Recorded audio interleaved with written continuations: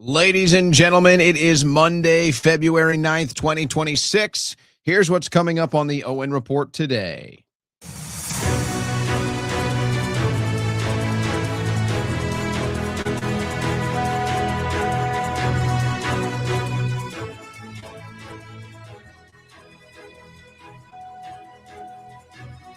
Well, we did it every day last week. We're going to do it again today. We got a lot of raw Epstein files for you. We got a lot of raw Epstein files. We also have some more. We have a more contextualized presentation. So it's kind of like what we did Friday. Monday through Thursday, we just read the raw files. Friday, we added a little more context, a little more web weaving. We're going to be doing more of that today. I have a bunch of just straight raw files, and then I have a bunch of contextualized files where we are going to kind of weave the web. And now that we've had a week to consume this and connect some of the dots and observe what the DOJ is doing, by the way, Elaine Maxwell, she testified today, or didn't testify. Her testimony was nothing but pleading the fifth, so she had nothing to say. Pam Bondi is set to testify later this week on the Epstein files. She might want to plead the fifth too. She's been such a disaster with this whole thing. She might want to plead the fifth too. But now we're looking back. What about Epstein's supposed suicide? Now this whole thing comes into new light, with new FBI documents and other documents that look like they either faked his death and snuck him out of there, also gave him a tip, gave him a heads up that he was about to be indicted and sent back to prison so he could make some things happen on the old island, let's say. Hey, go clean up the messes on the island. You're about to be indicted. Okay? But then what happened in the jail cell that night? And why does the FBI have dates wrong on documents? And why does the FBI say that they used a body double? And I'm not saying it was a fake body. It may have been. But they're basically saying they were using a decoy. They used a decoy to get Epstein out. That's the FBI's own documents, on top of having the wrong date on the documents. And now on top of, oh no, it wasn't just a technical malfunction. It wasn't just technical difficulties with the Epstein footage that night. No, it was erased. That's right. We now have the documents. The footage was erased. They just deleted it. Okay. And yet here we are this weekend, and people are saying there's nothing to see here. They're just talking about pizza. They're just talking about beef jerky. They're just talking about grape soda. Oh, that sulfuric acid that he ordered, that was for a water treatment facility. Oh, and guys, it was Russia. Oh, yeah. No, they're still pushing that one. They're telling you it was Russia that installed all of the secret cameras in the house. I'm not even kidding you. That's what they're telling you. It was Russia. Russia was spying. And as I'm sitting here, I mean, let's just tell you, you guys know I monitor the news here while we're live. All they've had all day long is Savannah Guthrie. That's all they've had. Yes, I'm watching the Olympics hockey. Relax. All they've had is Savannah Guthrie all day long. So the sixth straight weekday of round-the-clock Savannah Guthrie coverage, they won't even touch the Epstein files. Now, I did notice they did just bring it up on MS Now with the Howard Lutnick connection. That doesn't look good. Should we just start calling it the Lutnick files? Good Lord. The Lutnick files. So we got that. I do have news. There are some news developments, so we will cover some news. But we are loaded with more Epstein files. I still think it's the biggest story in the world. I see the cover-up. I see the distractions and the deflections. Not going to happen here. We're going to go right back in. This news update was brought to you by OwenSchroyer.store, the official site for Owen Report merchandise. All right, guys, listen up. Listen up, listeners of the Owen Report. You've seen the precious metals markets going crazy. You've seen it. You might have some questions. You might be wondering, is it time? Is now the best time? Should I wait? Can I not wait? Maybe you just need a little confidence. Maybe you just need a little understanding. Give my friends at Allegiance Gold a call, because the one thing they want out of you is not just to protect your wealth, but to make sure you are comfortable while doing it and that you're educated on what's going on. Give them a call, 844-790-9191, 844-790-9191, or go to protectwithowen.com. And as you can see on the screen here, all you got to do, if you go to protectwithowen.com, all you got to do is fill out right here the information on the screen. That's all you got to do, and see if you qualify for $5,000 in free gold and silver. That's right. All you got to do is go to protectwithowen.com, protectwithowen.com, fill out that information, and see if you are qualified for $5,000 in free gold and silver. If you're ready to make an investment, whether it's through your 401k, IRA, savings, or something else, you could be eligible for $5,000 in free gold and silver. But you got to go to that website, protectwithowen.com, to find out. Or give them a call, 844-790-9191. Hey, everybody's looking around. They're looking at the crypto markets, the stock markets, the dollar devaluation, the banks, the debt. And they're wondering, what do I need to do? And a lot of people have made the decision. Precious metals. It could be the right decision for you. So go to protectwithowen.com, or if you still need more education, call them, 844-790-9191. And don't forget to ask about $5,000 in free gold and silver with qualified investments. Give them a call. Allegiance Gold. Go to protectwithowen.com. Protect your wealth and your freedom, because no one else will. Turn my clip to 1 point.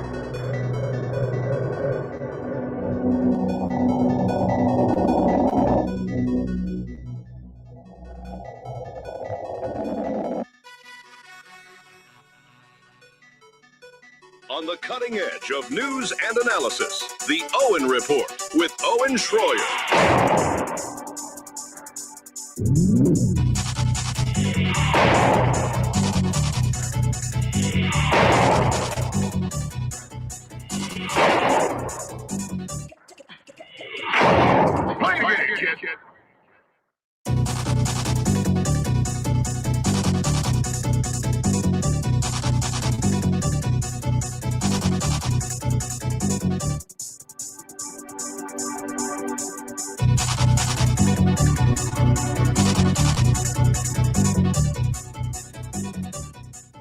You know, guys, I got to tell you, as we start the news week, you know it's going to be a crazy news week. It already is.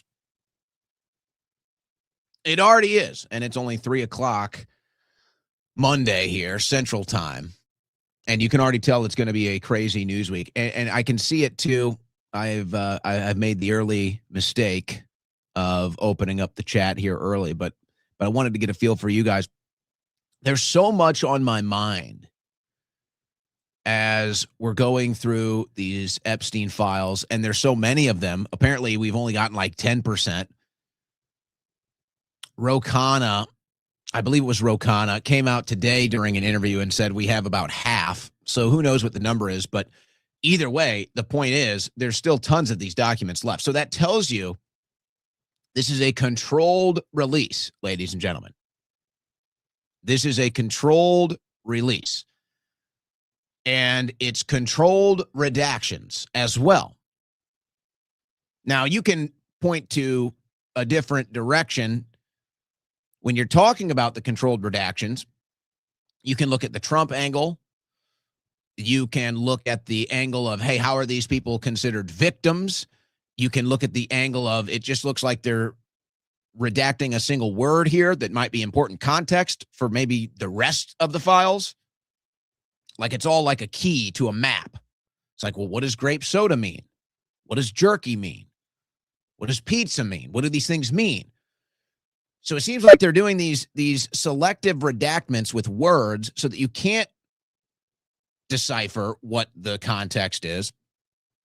They obviously could have redacted Trump or even Lutnick from all of these files and didn't. Oh, here we go. With the Guthrie thing still. I mean, clearly Guthrie is just serving as a distraction. Again, whether or not if it's real and it's happening, it's tragic. We're sorry for the family. We all have our questions. Some people think that this is happening to Guthrie because she exposed the Epstein victims. Other people think that because she's in it, they're using the files, not her specifically, her family, that they're using her now as part of some distraction and she's playing along. I don't know. The whole thing is weird. When I'm sitting here now and it's been over a week and their lead story is Guthrie. They haven't even spent an hour combined on the Epstein files, all the news networks combined, and they haven't even spent an hour on the files. And you'd think they'd want to spend more considering there are ties to Trump, there are ties to Lutnick, and they've basically caught Lutnick red-handed lying about his relationship with Epstein. And then they've got, you can go to the video, if you recall, the second or third time Trump called it a hoax, and Lutnick is there laughing like the Pillsbury Doughboy in the background, just in bad taste. Now it looks even worse.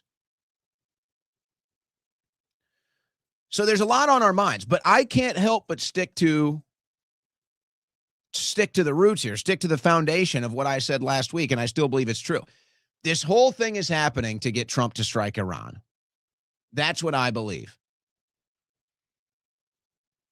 Now, why would they not redact Trump's name? Again, I'm for full transparency. And Thomas Massey is coming out and he's saying he's either going to read all of the names himself, but he's going to try to go through Congress. He's going to try to do it with Congress to redact all of these names. By the way, I don't think Bondi's going to have a very fun time this week, guys. I don't know what Bondi is going to do. It's been proven that Bondi is in over her head. She's totally incompetent. And if you recall, she was really gung-ho about the Epstein stuff out of the gates. And maybe it's worth revisiting this.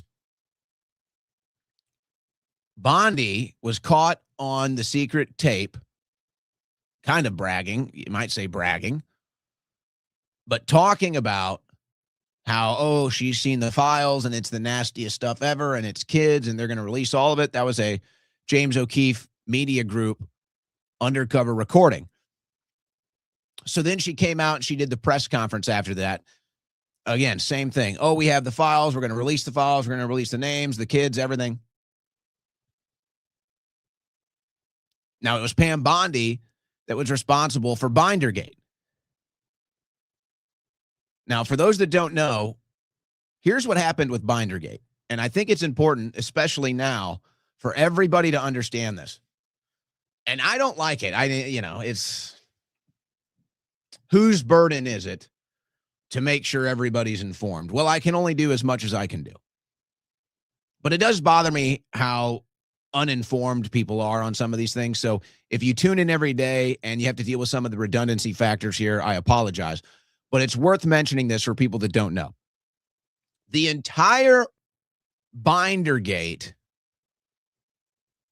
from a year ago with Pam Bondi and all the social media people in there, folks, that was all Pam Bondi. Nobody else knew that she was going to do that. She organized that on her own with one or two interns, and she just had them print out whatever was already public, which ended up being not even the most latest of the files. They went back like 2 redactions ago. But she had an intern or she had a staffer go out, print up these binders. Nobody else knew this was going to happen. None of the people that were there, the social media people, the media people that were there, none of them knew it was going to happen. That was all Pam Bondi. So at some point in time, at least Pam Bondi was either pretending to be gung-ho about this, or she really was gung-ho about this. Now, as far as the individuals that, posed with the pictures and did the whole social media routine and, slapped them around and all of that stuff and now haven't said anything, that's a whole nother story. And I could sit here and I could go individual by individual, but the truth is some of the individuals that were pictured with the binders have been covering the Epstein files. Some of them have been covering them nonstop. Others obviously haven't said a word. We highlighted some of those last week. But forget about all that. Let's focus on Bondi. So Bondi comes out of the gates, gung-ho. She's going to get all the Epstein bad guys. She's going to expose it. She's going to be the hero. She does the binder gate. She does the press conference. She has the undercover recording. And then nothing. And then nothing. And now she's going to have to testify in front of Congress. I mean, folks, this is setting up to be a disaster. This is setting up to be a disaster with Pam Bondi because obviously the Democrats are going to set her up for embarrassment and failure, obviously. But I don't think she's going to have such an easy time with the Republicans either. I don't think she's going to have such an easy time with the Republicans either because, one, the Republicans, generally speaking, have read the room. And they know right now it is a popular thing to go after the Epstein files.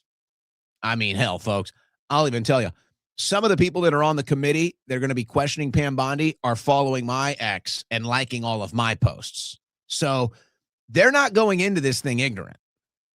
They are going into this thing fully informed and ready to bring the heat. And Pam Bondi is going to have to sit there, and I don't know what she's going to do. She can't call it a hoax. Is she going to tell us what grape soda means? Is she going to tell us what jerky means? Is she going to tell us what pizza means? It's very likely she's going to have to answer these questions. It's very likely she's going to have to answer these questions. Now, our leading story today, which we've kind of just blown by, but we'll bring it up now. They were going to ask this, or they did ask this, to Maxwell during her deposition today, but she pled the fifth. So they're not getting anything out of her. And I think that situation is pretty clear. Maxwell wants to cut a deal with the Trump administration. She already has, but it's not all the way done. The deal that she cut was she was going to say that Trump is innocent and that Trump is the greatest thing ever. And they moved her to a Fed camp. And so anytime that she's asked the question about Trump, she's going to say nothing positive about Trump.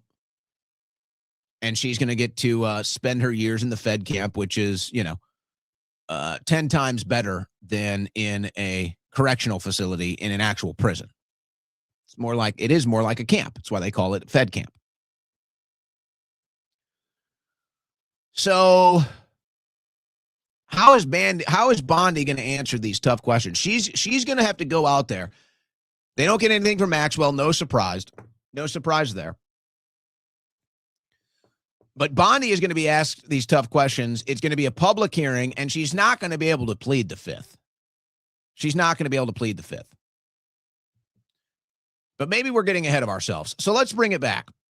Let's bring it back to everything that's going on. So, here they are again. They're all talking about Guthrie. They're not showing any of the files. The only files that I've actually seen them show are files that either include Howard Lutnick or Donald Trump. I've not seen them show any other files on television. It's either a file involving Trump or a file involving Lutnick. They're not showing anything else. Now, I don't know how you couldn't be at least curious to find out what pizza and grape soda and jerky and the rest of it means. And, I find it offensive. Do you find this offensive? I find this offensive. Let's stop pretending like this isn't code language. Can we just stop? These are adults. These are billionaires. Do you really think that they are talking about pizza and grape soda? Please stop. You're offending me. That is offensive to my intelligence. We're not falling for that. We're not falling for that. And I see all these smart asses. It's like, really? You don't talk about pizza? You don't text about pizza and grape soda? No, I actually don't. Do you? Show me. Go ahead. Go ahead and search pizza in your emails, and let's see how many emails you're sending about pizza. I mean, give me a break. Grape soda? What are we talking about here? Come on.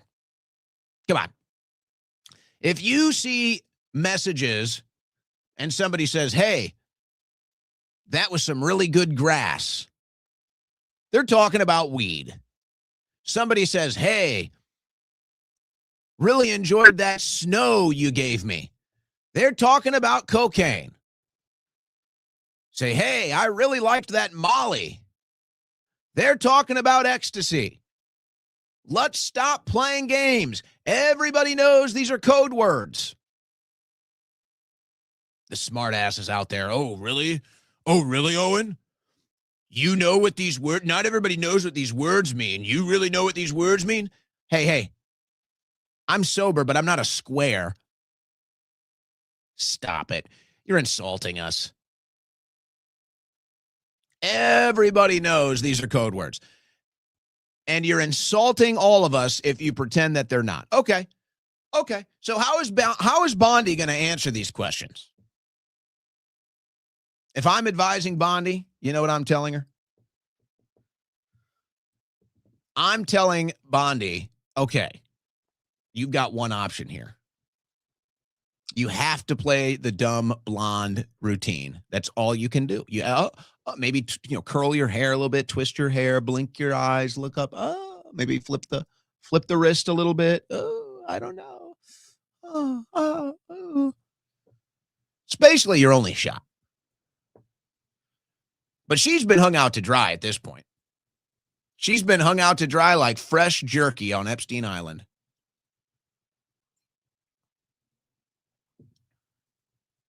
So she's going to have to take the fall for all of this.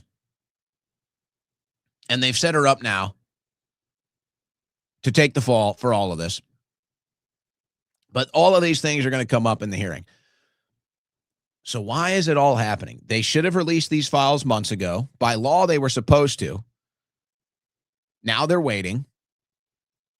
They could have redacted Trump's name. They didn't. Now they're going back into the files and re-redacting them, and now they're redacting Trump's name. They're also redacting the lists. They actually had co-conspirator lists. They're redacting these. None of it makes any sense. Yes, the markets are going back up. I think that's because Trump's going to strike Iran. And we're seeing now in the new prediction markets, you can gamble on politics now, which ironically enough is one thing I don't gamble on. But I guess you could say playing the stock market is gambling on politics too. No, I think they're getting ready to strike Iran. People are making huge bets now in the prediction markets that Trump is going to strike Iran. We see that every time before it happens. And the markets are going back up, and they are going back into the files and redacting Trump's name and redacting other names. It looks like Trump is making deals with the Clintons now, too, by the way. Oh, Trump loves the Clintons now, too. Isn't that funny? Well, golly gee, I wonder why. Because the Clintons were about to go under oath and testify. And you know what? They were probably going to say it was Trump. And they were probably going to say Trump this and Trump that. So instead, they cut a deal with Trump. Now Trump speaks positively of the Clintons, and the Clintons will say, oh, Trump had nothing to do with it. And they're going back and redacting Trump's name out of the files.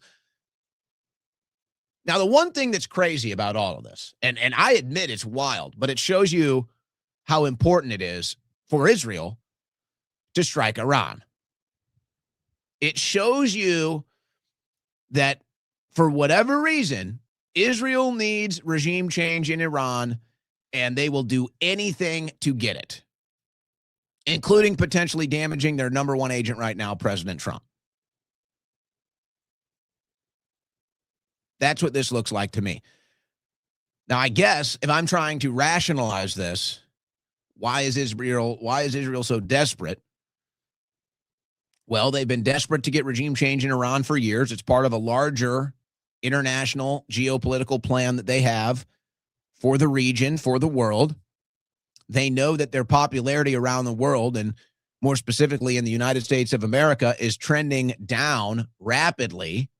So they know they only have a limited amount of time before they can even wield whatever power and influence they have left over Western politics. So they're going for everything. And I do think there's a level of punch drunkenness to the Israelis right now. They've basically been able to get away with anything and everything, and they feel very entitled about it. And so they're just saying, yeah, nothing can stop us now.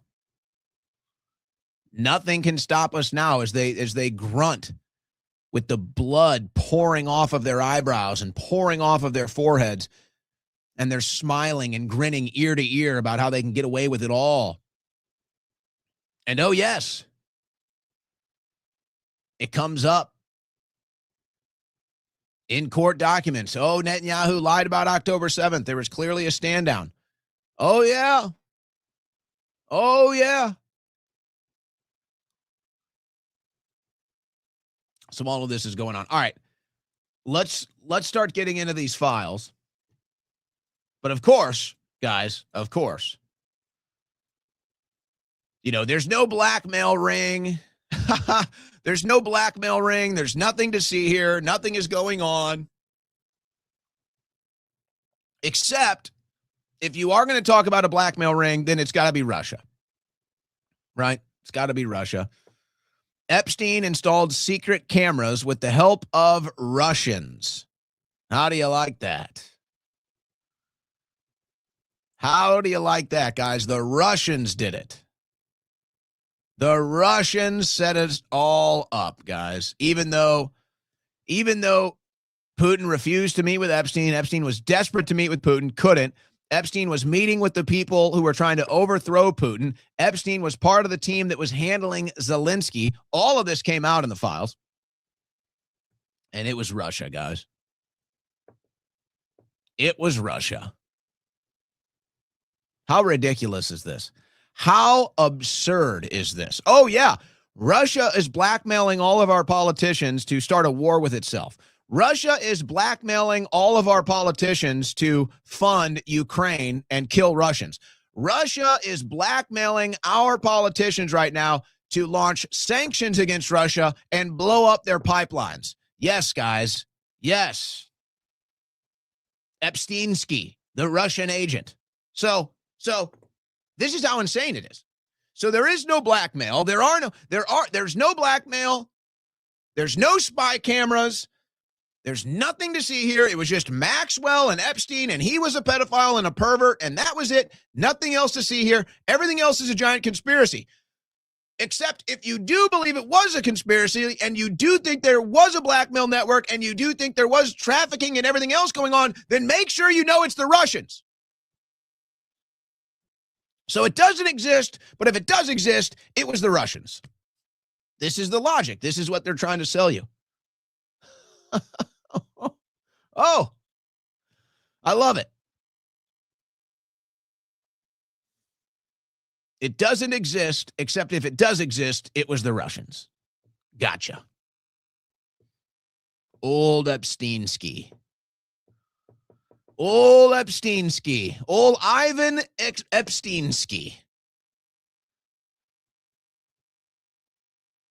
With Ghislaine Maxwellikov. Hilarious. It doesn't exist, except if it does exist, it was Russia. They actually expect you to believe this crap. They actually expect you to believe this crap. So let's get into the actual files, shall we? We're going to come here and start with some context with other people reporting on these things and adding some context to these files. I do have some raw files, so we're going to be doing a little mixture of both. When we do get into the raw files, as always, we do this for documentary purposes. We're not making accusations, allegations, or suggestions. We are just documenting these things, but we are going to read some other reports dealing with the files before we just go into the documenting of the raw files. So this is the list of co-conspirators that they once put up. Not everyone was left up here, as you can see. Look at all the Russians, guys. Yeah, these are all Russians. Of course, I'm being facetious. I'm joking. So about half of them are redacted. You can see Leslie Groff, Jean-Luc Brunel, Ghislaine Maxwell, Richard Kahn, Harry Bellar, Darren Indike. So these were some of the co-conspirators. Here is a December 2009 document about co-conspirators. And if you go back to the original Acosta and the original indictments, they talk about co-conspirators, but they talk about how they all cut a deal, which might make sense. Why are there no co-conspirators? Why has nobody been arrested? It's because they all cut deals. So all the billionaires or millionaires, whoever they are, all the powerful people, politicians, whatever, celebrities, bankers, they all cut a deal. And so they cut a deal. And so part of the deal is no names, no charges. And then who knows what the rest of the deal is? We don't know. But they took it down. So they put up, this is part of the release redact, which again, I think this is a public blackmail campaign of the Trump administration, specifically Trump, but Lutnick is in there too. It's not looking good for Lutnick. And there's other connections to Trump and the Ellisons and everything else. So it really is an indictment of the entire administration, quite frankly. And, I don't know if I could ever say this. You're going to start hearing this, though. We started seeing it last week. Other people have said it to me for a while now. I am probably never going to say this, but get ready to start hearing this, folks. Although I did say this is now, it's quickly becoming one of the most corrupt administrations of all time. You're going to start hearing that this administration is more corrupt than the Biden administration. You're going to start hearing that. So get ready for that. This is all of Trump and his associates now and this administration all up and down these files. There is no denying that. There is no denying it. Now, there's pushback. There's pushback, and they'll say, well, Trump brought him in. Well, why did Trump bring him in? In fact, it wasn't even really Trump that brought him in. The reason why Epstein had to get brought in was because the deal that they cut with Epstein in Florida was literally illegal. And the plaintiffs and the victims won in court, and it basically nullified the original deal with Epstein. So that's why he got re-indicted and arrested, because the original deal was illegal. Or what they did after the deal was illegal, not telling the victims the full truth about the deal when they're supposed to know about the deal, and they didn't tell them. So they won in court. Epstein had to be put in jail. Now it looks like they snuck him out of jail and he's still alive.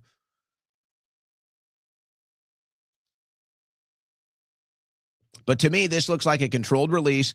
I don't think Trump is in control of his DOJ. I don't think Pam Bondi has a clue of anything. I'm not sure Bondi knows anything about what's going on. Todd Blanche is looking very suspect right now. Very suspect right now. This whole thing is a total mess.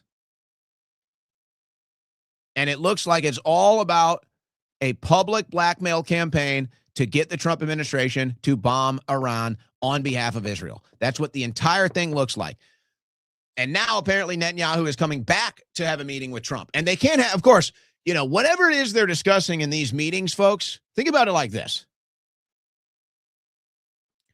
Netanyahu has been to the White House more times in this Trump administration, just this first year. Netanyahu was at the White House more times in 1 year than any other world leader, any other foreign leader in any other administration in this country's history. In 1 year. So whatever it is they're talking about, whatever it is, the nature of these conversations between Trump and Netanyahu are so salacious and so dirty that they can't have it over the phone. They can't risk somebody else spying on it. They have to have these conversations in person, in private, because that's how bad they are. So whatever it is, so apparently Netanyahu's coming back to have another one. So, I mean, this thing is so bad. This thing is so bad, folks. So apparently Trump said, hey, did Trump call Netanyahu and ask him to stop with the Epstein blackmail? Is Blanche working for Trump or is Blanche working for Netanyahu? Where is the power coming from here? How can they not redact Trump's name from the files and then go back and redact them afterwards?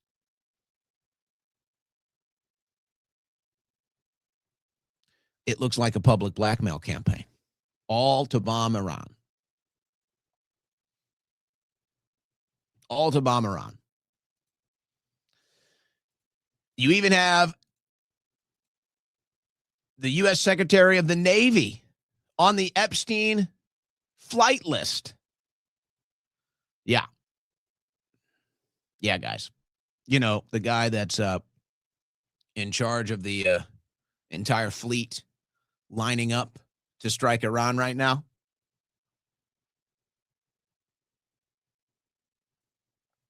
That's, the U.S. Secretary of Navy on the list, too.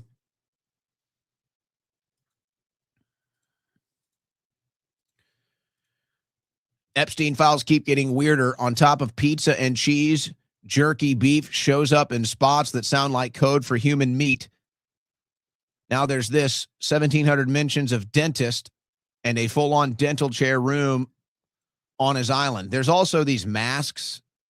By the way, these masks are in the U.S. the U.S. Navy Secretary's office too, but I guess we will ignore that. This reminded me of, look at that mask. Good Lord. This reminded me of, there's a scene from the movie. If you haven't seen it, it's a good movie. Spoiler alert.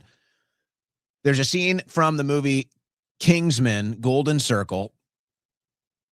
Kingsman, Golden Circle. And there's a scene where the big bad drug dealer, the big criminal, lives on an island.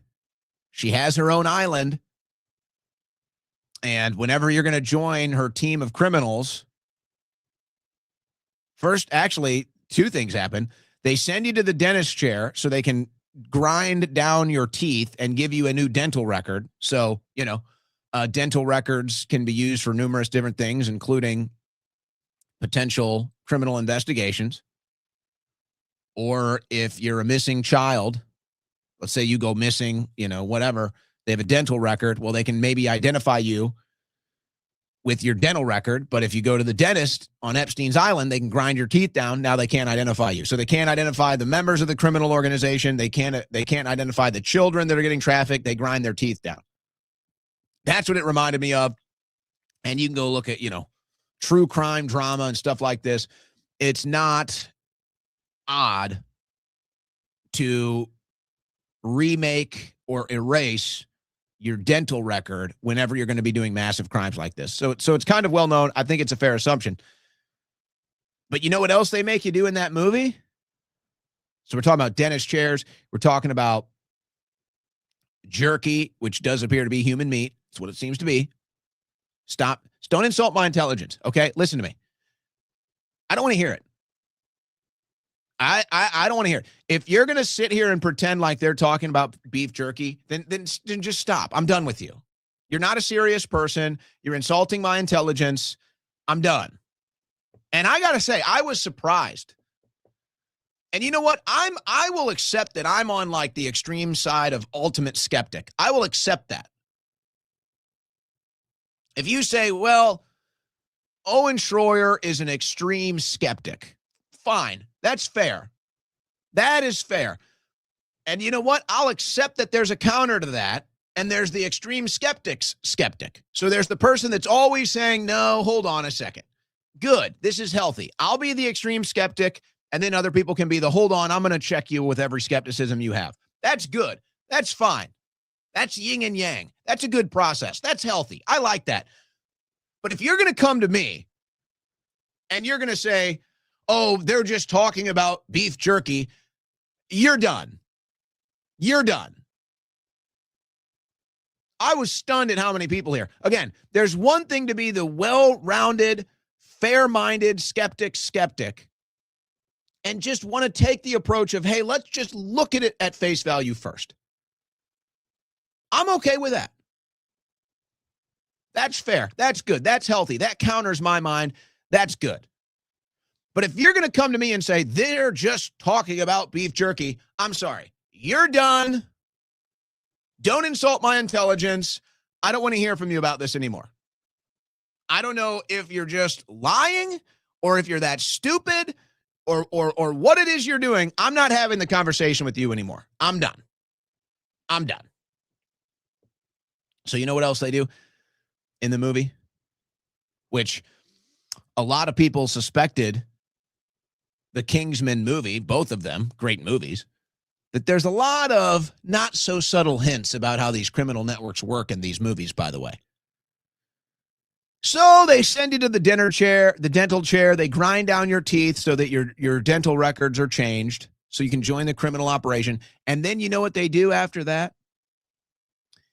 They make you eat human meat. Yeah. Well, just saying.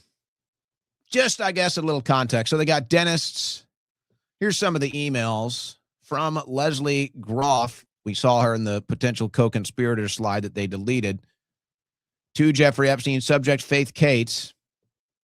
Please call Faith Cates back after 5 p.m. She's going to meeting, then dentist for surgery. Okay, it could be. It's like, okay, maybe one or two of them. It's like, oh, okay, yeah, you go to the dentist. Yeah, it does happen. All right. That's a little late for dental surgery, but it's just once. But it's way more than that. Here they are talking about dentist surgeries again. I can't even read that. It's so small. Sorry, I couldn't wait any longer to organize help for the weekend. Maybe next weekend. I can't wait till the last minute. Don't worry. I'll help with the dentist. Whatever that means. I'll help with the dentist. We got more on that. We'll have more about dentists. I don't think they're talking about dentists. The problem with my brain and the Epstein files is noticing patterns and being unable to stop looking. Everyone talks about pizza, but I want to talk about the dentist. No one on the planet has ever used the word more in emails or among friends. His last girlfriend was a dentist from Belarus, but she was listed as his executive assistant in 2018. She got most of his money. He left her a 33-carat ring, more than Ghislaine. He had a dental chair, creepy room on his island. There are 1,700 entries that use the word in the file. Here's some more of them. Oksana was at the dentist this morning. Oksana says she cannot come at 6, but she is calling Aloya now and will get back to me. I let her know about the haircut. Oksana will be getting on the subway shortly and not be available for an hour. So it's like, if it was just one or two of those, you'd say, oh, maybe it's okay.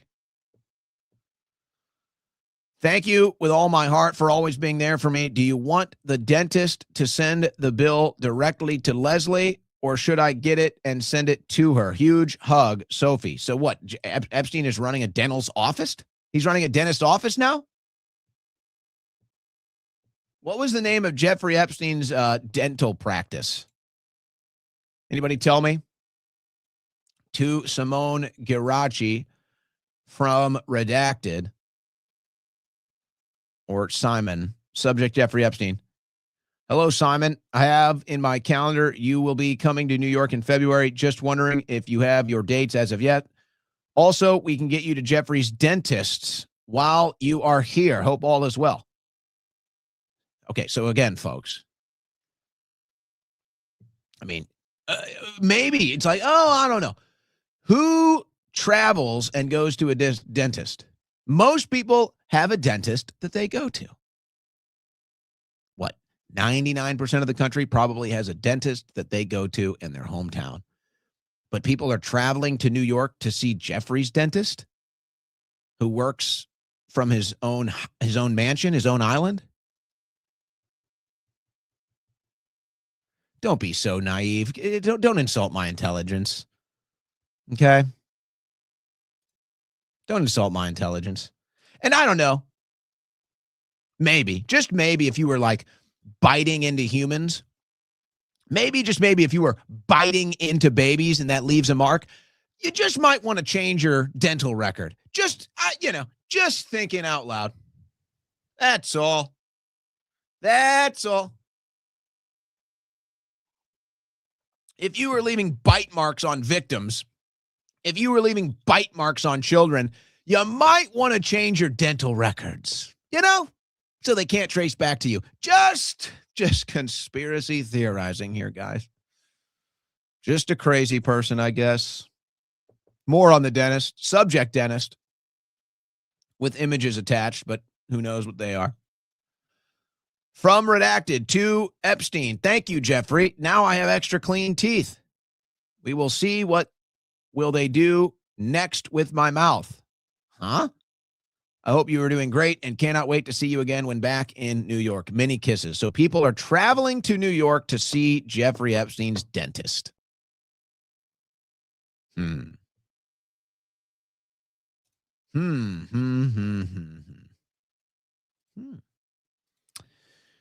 Donald Trump went from Bill Clinton as an Epstein problem to I love Bill Clinton.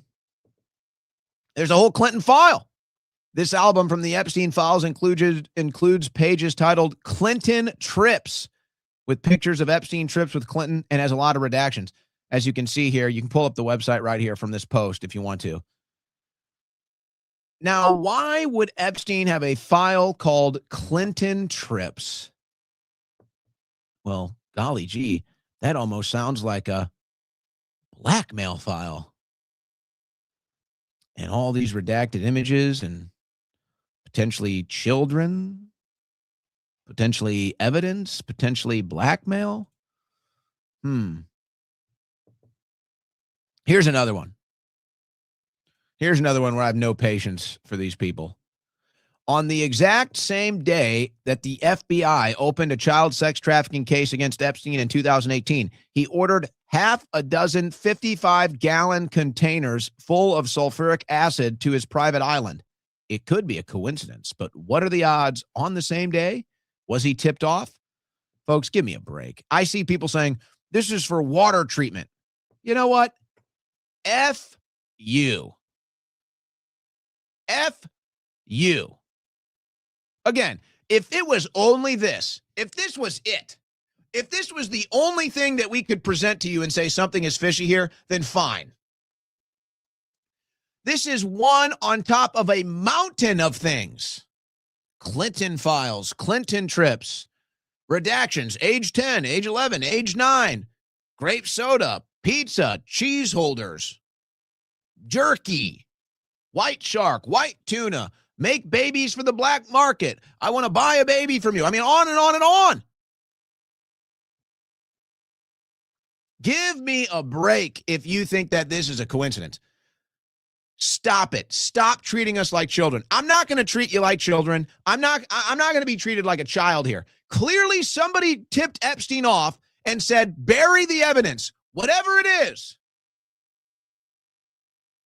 Whatever it is, somebody told Epstein they were coming, and so they got 6 gallons or 6 drums of sulfuric acid. I guess it was like 600 gallons or something. Somebody tipped Epstein off that they were coming, and they went into red alert mode, and they needed to get some sulfuric acid, probably to dissolve bodies. Shut up. Don't say anything else. I'm not a frickin' child. I'm not a frickin' idiot. We've read the emails. We've read the files. We can back check the dates. It is not a coincidence that Jeffrey Epstein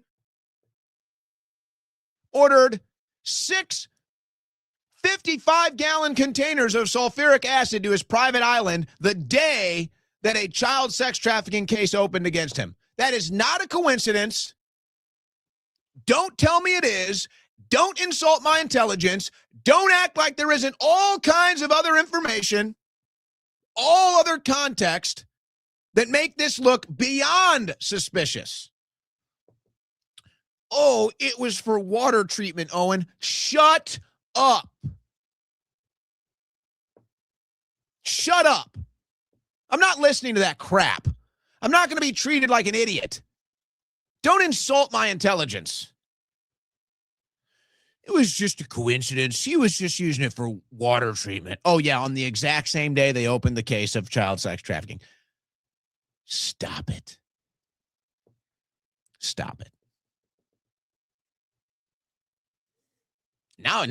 Now you're starting to look suspicious. If not for just outright retardation. Again, here's the purchase. All agents activated, folks. All agents activated. That's why it's like even people you wouldn't suspect. Even people you wouldn't suspect. And then they're telling me nothing to see here. It's for water treatment. You too? You too? You too, Brutus? How many out there are there? How many of you are there? It was for water treatment. Who told you to say that?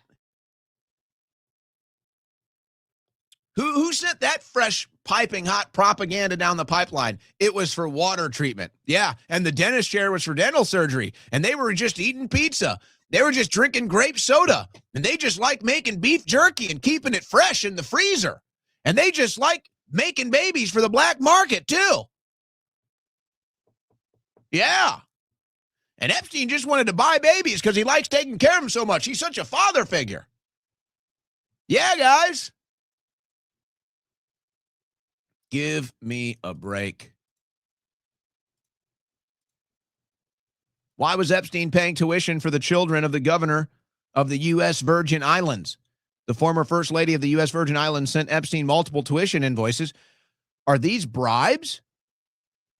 Why they turned a blind eye to his many crimes and gave him huge tax breaks?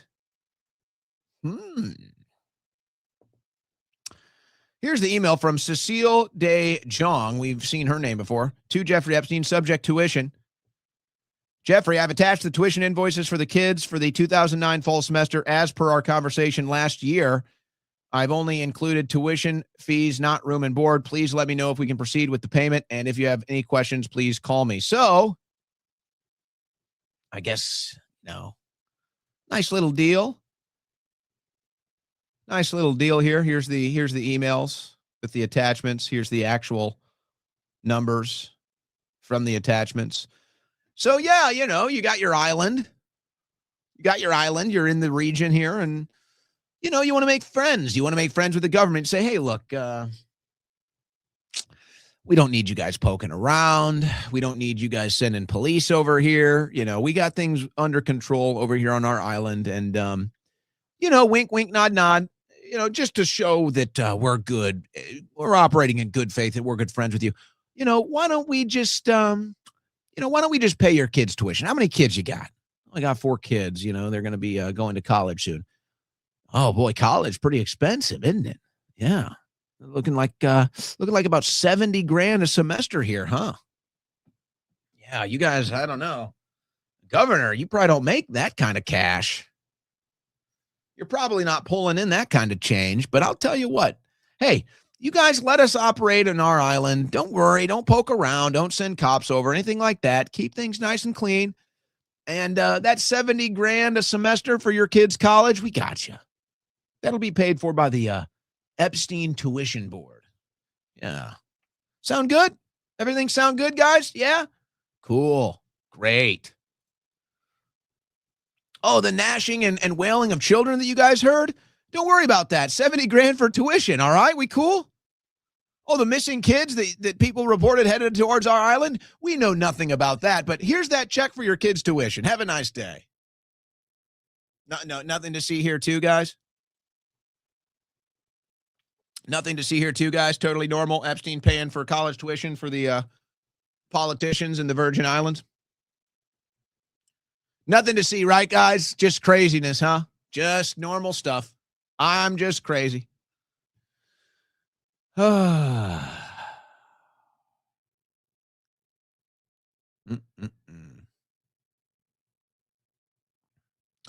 about this one? This one's not so subtle. Not so subtle here. An email exchange between Shelley and Jeffrey Epstein. Just go to the juicy. Let's just go to the juicy part. Are you okay? How is your tummy? Only okay, not well today. Sorry to hear that. Did you eat something bad? Is that what it is? Thank you for your concern. Not food, people. Oh, well, this could mean anything, guys. Did you eat something bad? Not food, people. I mean, come on, guys. This is open for interpretation here. I mean,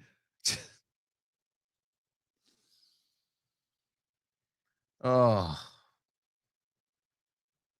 And this is why the gaslighting is so crazy, because this is crazy. They want you to think you're crazy.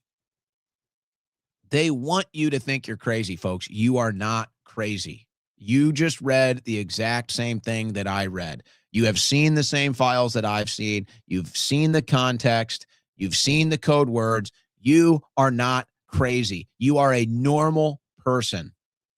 A normal person can easily interpret what's going on here. A normal person will have a visceral response to this. That is a normal person. You are a normal person. Do not let them gaslight you. Do not let them tell you you're crazy. Do not let them tell you you're a conspiracy theorist. Do not let them insult you. Don't. You're a normal person. You're thinking logically. You're still in touch with your humanity. You're still in touch with your soul. Do not let them gaslight you.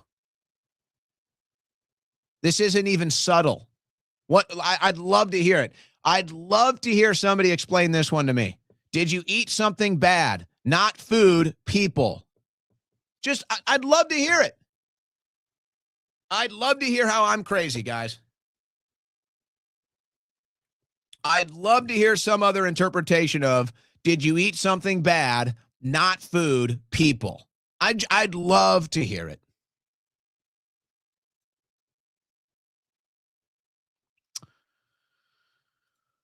All right, we've got some of the raw files. We're going to be getting to the raw files next. But you're not crazy, folks. You saw what it was. We all read it. We all saw it. Don't let them gaslight you. You're listening to the Owen Report on the Win Network. All right, guys, if you have not checked this off of your to-do list, emergency food supplies. If you haven't checked this off your to-do list, we have a great opportunity for you right now with our friends at My Patriot Food Supply. Listen to what we have right now. Preparewithowen.com. Check out what we have for you. This is their top seller. This is the best emergency food supply kit that you can find anywhere out there. It's the 3-month emergency food supply kit from preparewithowen.com. Like I said, if you haven't checked this off of your list, now is the time to do it. All kinds of craziness going on. Power outages, storms, ice storms, winter storms. Who knows? You want to be prepared. You want to have insurance you can eat. You want to have emergency food supplies, and you want to have the best quality for you and your family. So when it comes to food security, I trust My Patriot Supply. They've helped millions of Americans get prepared. And they have over 90,000 five-star reviews. Right now, you can get their best-selling 3-month emergency food supply for $100 off. You heard that right. My listening audience, $100 off at preparewithowen.com. You're not going to find a better deal, folks, when it comes to the highest quality emergency food supplies, not just the quality of the food, by the way, the quality of the storage, which, you might be storing this stuff. You might be storing it for years. Hopefully you never need it, but you don't want to take that risk. You don't want to take that risk. You want to go to preparewithowen.com. You want to get $100 off a 3-month food supply. This food kit gives you 2,000 calories a day, lasts up to 25 years. Right now, $100 off for a limited time. Limited time offer, $100 off. This is the 3-month emergency food supply. If you've done nothing, if you've done absolutely nothing to get emergency preparedness as far as food is concerned, this is the perfect place to start. $100 off right now at preparewithowen.com.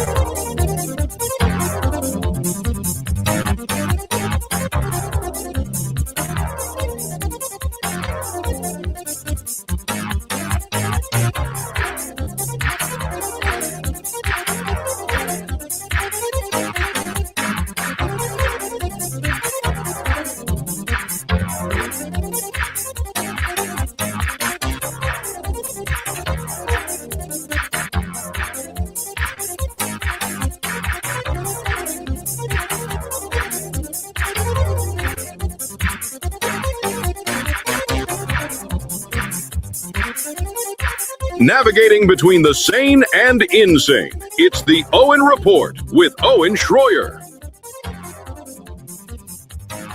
All right. Hey, I told you guys, we're going to be following the Olympics here. We got to get a little goy slop. All right? We got to get a little goy slop between the strain of reading all the satanic exchanges between the ruling class.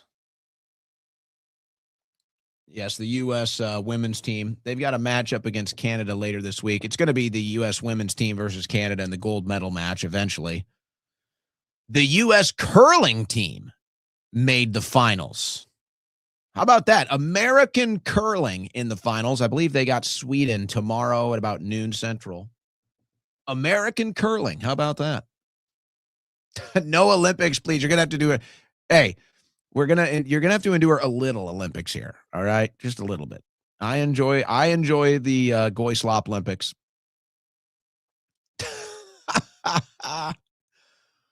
A little Goy Slop Olympics. Hey, we're American patriots. Even if some of the team aren't, some of the team members aren't, we still are. And not everyone that competes is not an American patriot. Some of these Olympians are great American patriots. So I support that. What was the other one? The U.S. team is doing pretty good right now. Pretty good right now. All right. Yeah, well, you're trying to delay getting back into the raw Epstein files because some nasty stuff, huh?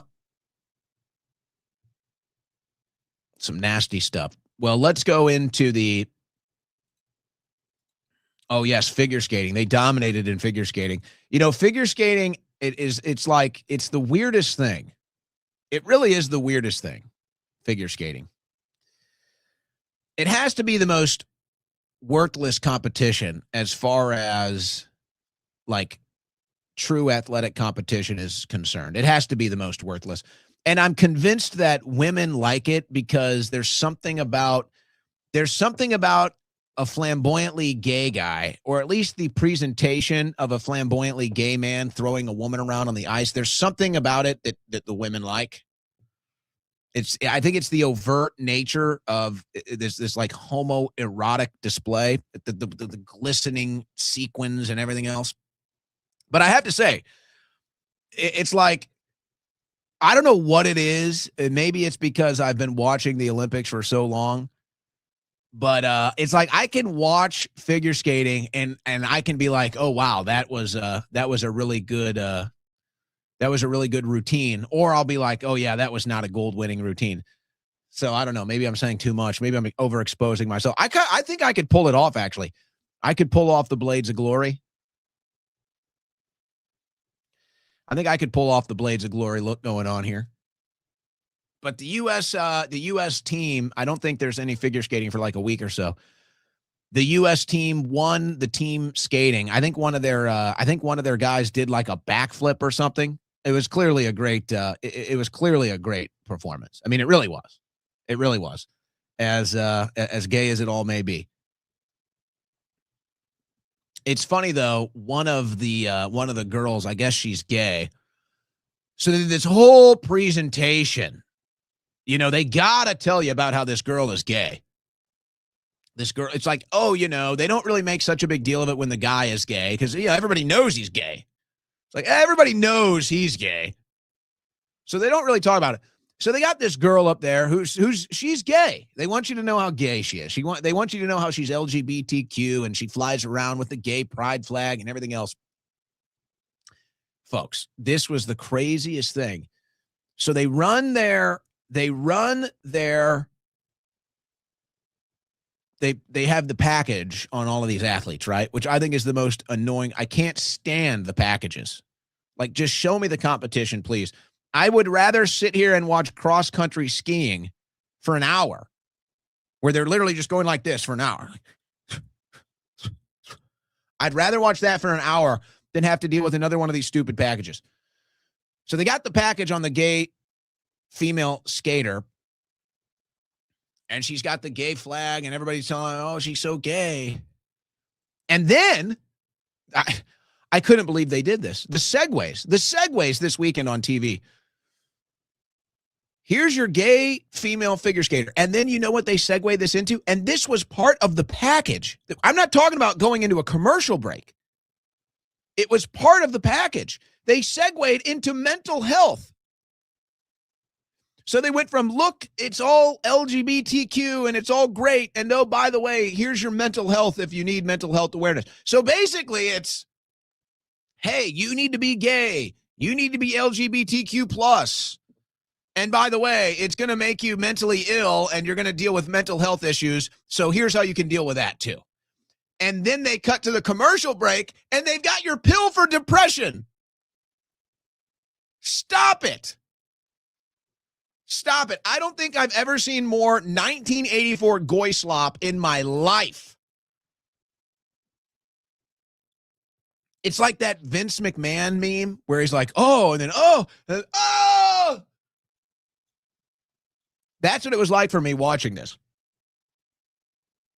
It's like, oh, here we go. Here's the LGBTQ propaganda on Sunday's big Olympic presentation. All right. And then it's, oh, and you need mental health. So it's like, okay, we're going to convince kids they need to be gay. And then we know they're going to need mental health. So we're going to tell them about all the mental health issues they're going to have after we make them gay. And then we're going to cut to a break, and it's going to be a pill. It's going to be a pill for their depression that we just caused by making them gay. Wow. I couldn't believe it. I couldn't believe it. I actually sat there and watched it, but I still couldn't believe it. And you also may have seen, we got this one coming up too. The new anti-white Super Bowl ad that was posing as a stop anti-Semitism ad. It was actually an anti-white ad. And then after they rolled the anti-white ad, they had a talking toilet. And Rabbi Shmuley said it was anti-Semitic. I'm not even kidding you. He was very offended. He was very offended, ladies and gentlemen, that after the Stop Anti-Semitism ad, which was actually an anti-white ad, packaged as a Stop Anti-Semitism ad, after they played a toilet, it immediately went to a toilet, and a talking toilet. So obviously that's anti-Semitic. You can't do that. Anyway, all right. Okay. We've delayed enough. Let's get to these raw files. Let's go back to the Epstein files. Let's see what we got. Raw files here, guys. An email exchange between Jeffrey Epstein and Shelley. Can you tell me what you actually did for me since we had our conversation? Did you find me something I would like? Did you buy a cookie? Seems like cookie is a new code word here. We saw Chinese cookie in a couple of emails, so not sure what cookie means, but seems to be some sort of code. Are we still in the land of I was thinking about redacted and I met a girl in the flea market, very beautiful, and redacted turned to me and asked me a la Shelley, could it be that this girl has a point to prove? So again, it sounds like we're recruiting girls. What are these cookies now? You've been pushing me away, not encouraging me to be close. Can you please be clear? And for the redacted thing, what is it she is trying to say? It's very weird code language here. Enabling me, what does that mean? I gave you a great gift by enabling you to do what you do gracefully, and you want a t-shirt. I bought you many t-shirts, none of which you wore. It does look like t-shirt might be code word too for something. I don't know. That's maybe up for debate. It sounds like a lot of code words here. Sounds like we're recruiting girls at flea markets here, specifically young girls.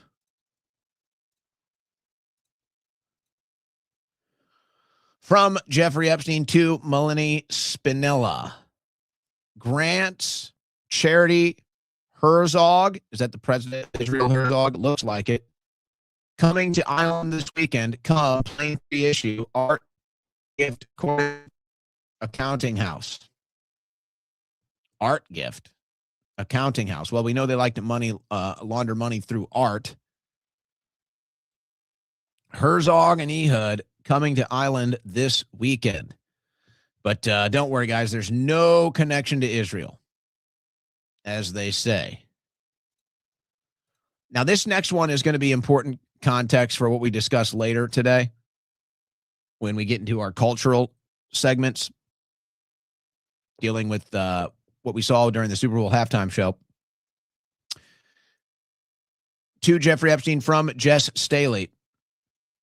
You want to know why we are not Sao Paulo? Watch the TV ads on the Super Bowl. It's all about hip blacks in hip cars with white women. The group that should be in the streets has been bought off by Jay-Z. Now, again, I can get into the context of this more so, but I want you to remember this for when we get into the context later on. Talking about the people that should be in the streets bought off by Jay-Z. So talking about black people who should be in the streets, but they're controlled by rap stars like Jay-Z, who these people, whoever they are, have bought off. And they even admit, yes, we turn the culture, we turn the propaganda into pro-gangster ghetto blacks, and then we promote them with white women, and then we control the entire facade.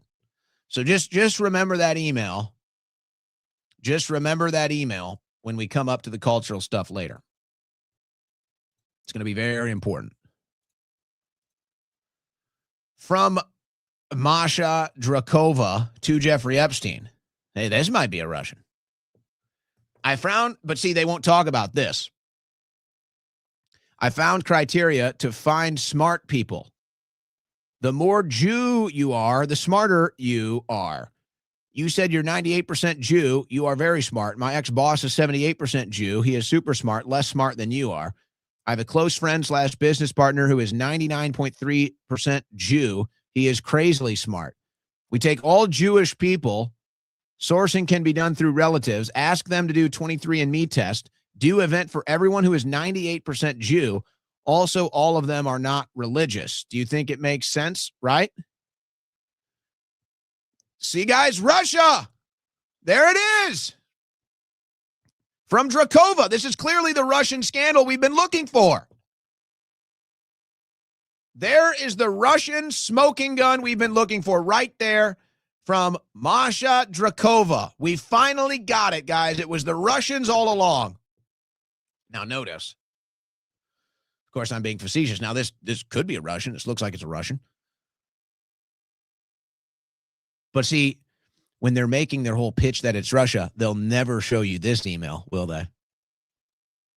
They'll never show you the email about their Jewish supremacy, will they? Isn't that funny? Now, you can even tie this into other emails we saw where Epstein was apparently obsessed with doing the 23andMe test. And then you can go back and find other stories, New York Times, wherever, where they talked about at Zorro Ranch how Epstein wanted to seed the entire human race. Now, this is a little conspiratorial, and perhaps now we might be reaching. So, okay. But it does look like Epstein was trying to seed the human race and only wanted Jewish blood.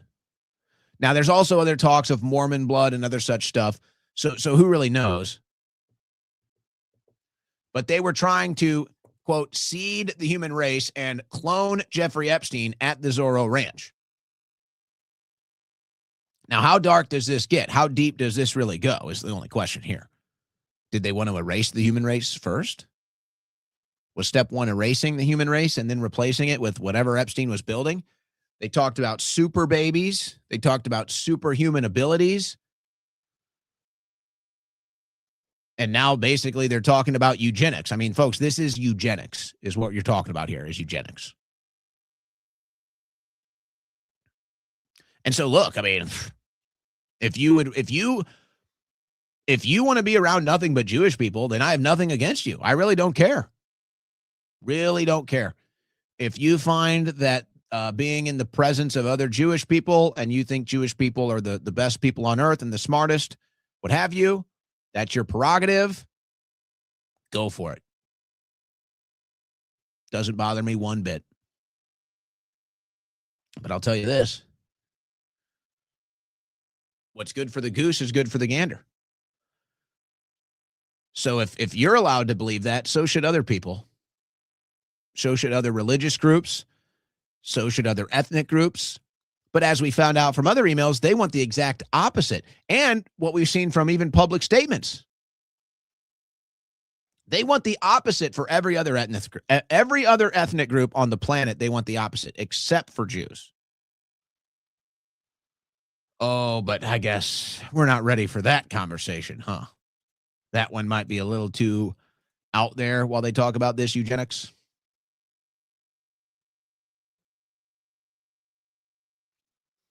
So here's some emails from law enforcement that are certainly eye-catching.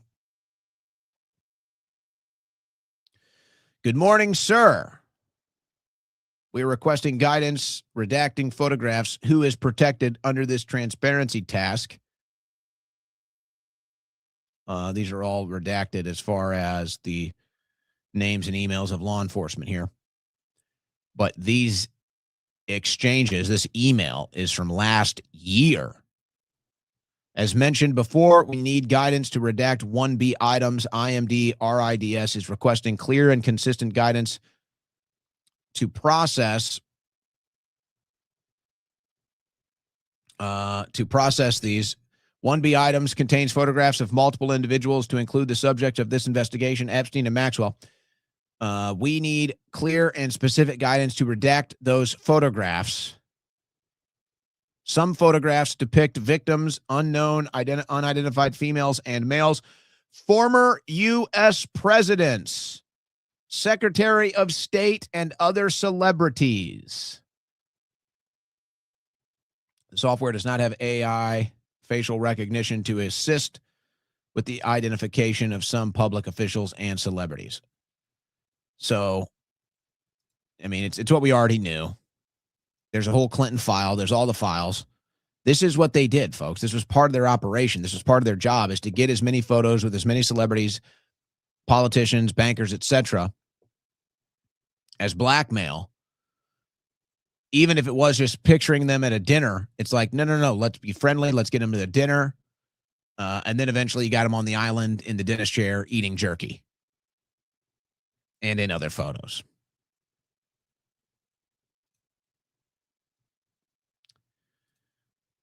Here's some details on the actual spy apparatus they had. From Jeffrey Epstein to IVJIT. Let's get 3 motion-detected hidden cameras that record. Thanks. Also, a new AirPlay-compatible receiver for Jim. Thanks. Jeffrey, I already purchased the motion sensor camera for the spy store in Fort Lauderdale yesterday, from the spy store in Fort Lauderdale. I charged them last night and figuring out how to work them as we speak. It's amazing how small they are, the size of a thumbnail drive, 64-hour recording motion sensor. I'm installing them into Kleenex boxes now. I'll bring them by later today. I just had a root canal done, so I'm still hurting. Another dental reference, but perhaps that one's innocent. We're installing cameras into Kleenex boxes. Now, we got some photos from the island, from the New York, and from the Florida mansions, and you can see they have cameras pointing at the beds. So we know Epstein was bringing in minors and recording whatever was going on in these beds. Now, nobody wants to watch that. I feel bad for the agents that have had to, but who are they recording and why?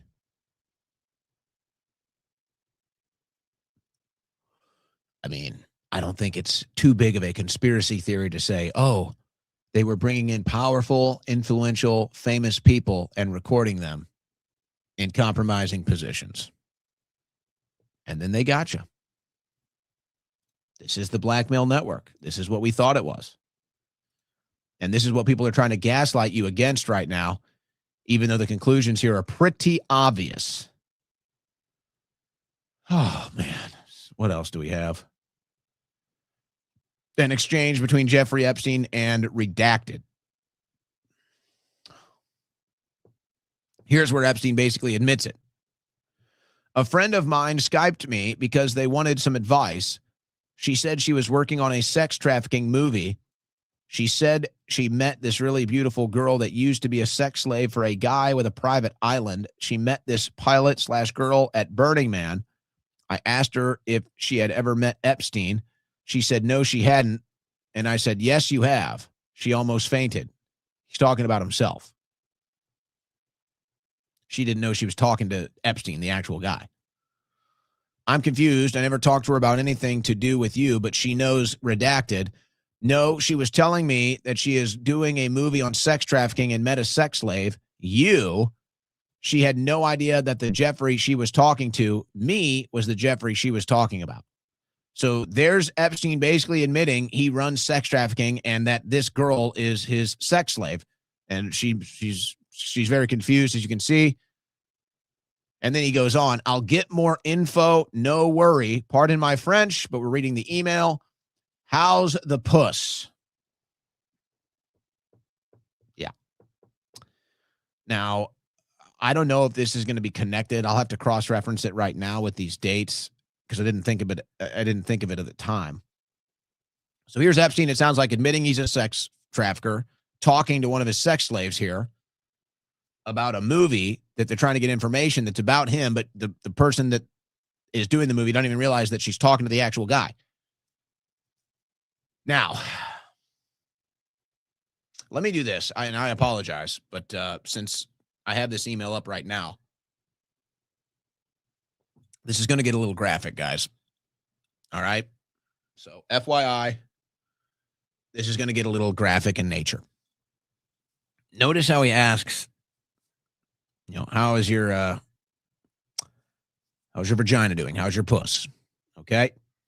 So this is this is insinuating that something is obviously going on there, or something went on there, or something is going on there, and they've had this discussion before.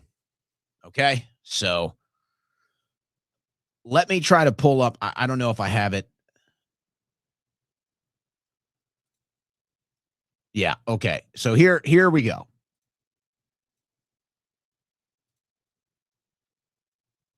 So this is from 6 years before that. This isn't the first time or the last time Epstein is caught asking girls about their vaginal status, let's say. There is a history here. Here's an exchange between Jeffrey Epstein and Redacted. Give Redacted $2,000 and transfer $7,000 to your account. So this is Epstein basically paying somebody off here for whatever reason. Now I'm guessing, we can only assume is the girl, but based off of what we're reading here, this is a girl that Epstein is paying. So Epstein is paying this girl and someone she's associated with $7,000 and $2,000. Okay, this is going to get a little graphic, guys. I went to the doctor. They did a full checking for diseases. She said I'm very good, but I got a virus called molluscum contagion. She said it's not dangerous, and it could even be on a child. Now, why would she bring that up? Her son had it on her arms, but mine is on my pussy. Do you remember I was complained? Folks, pardon me. This is hard to read, not just because of the nature of it, because whoever is writing this can barely even talk. Maybe to me, I'm reading this, and it's either somebody that doesn't know English well, or this is a child, or this is a minor.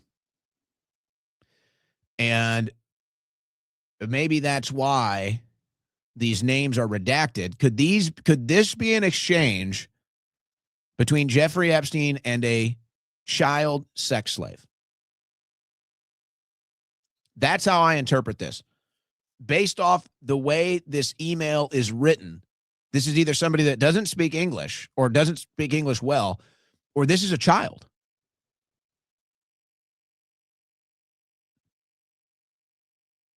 Either way, this is clearly one of Jeffrey's sex slaves or sex partners that he's paying off and gave a disease to. Again, went to the doctor. I have a virus. Said it could be on a child. Mine is on my pussy.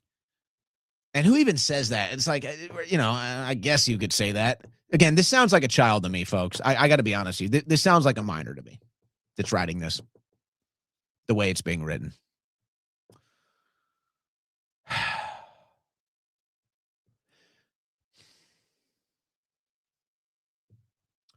Do you remember? I'm just going to read it how it's written. Do you remember I were complained about a big pump there? I can't imagine how I could get this virus. Could only be somewhere in the gym or from a sex, but I do have sex only with you. So she said I need to go to dermatology doctor. She gave me a number of the good skin woman doctor who works with this kind of problems. I know you have a Dr. Victor, but I don't feel comfortable with the man doctor. Don't want he see my pussy. So what should I do? Make appointment with the doctor she recommended? Epstein replies, did you get prescriptions for birth control contraceptives? If not, go back and get it. We will talk about doctor. So he discounts the disease and asks her about birth control. Yes, I did. I took pills for 3 months.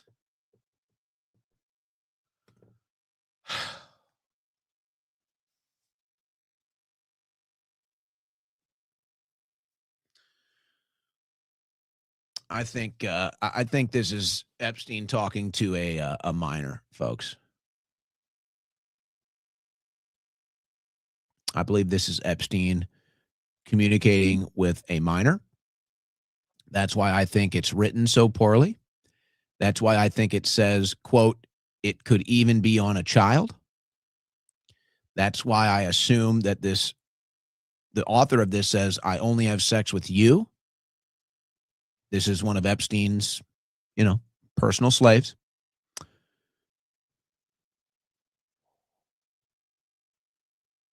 The way she talks about herself.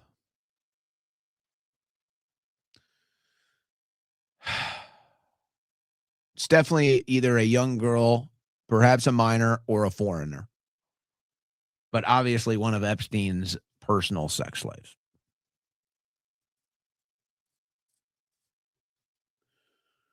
So, sorry for the graphic nature of that, guys. But like I said, we're just reading these raw files. That's what's in them. From Jeffrey Epstein to Sierra Polion. Subject, please. You broke your agreement. You can leave if you want. If you do, I can no longer help. Your choice. Please, Jeffrey, I never felt unsafe until today. I am going to die. So it sounds like they had some sort of agreement. In Jeffrey's perspective, she broke said agreement. He says he can no longer protect her, and it sounds like this girl thinks she's about to get killed. But nothing to see here, guys.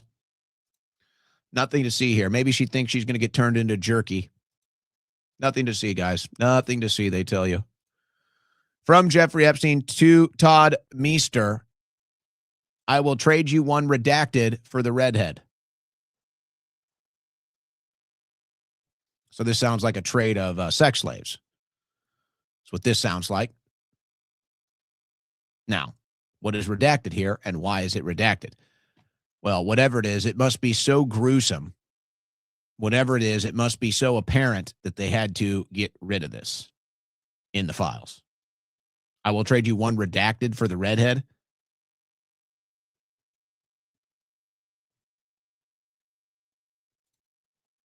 We're trading people now. Nothing to see here. From redacted to Jeffrey Epstein. Happy New Year. Yes, I'm here. Just got my visa.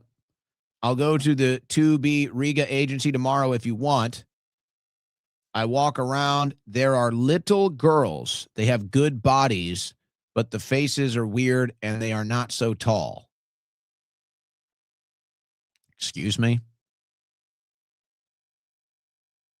Folks, who talks like this? Okay, nobody. Nobody. No normal person, no sane person.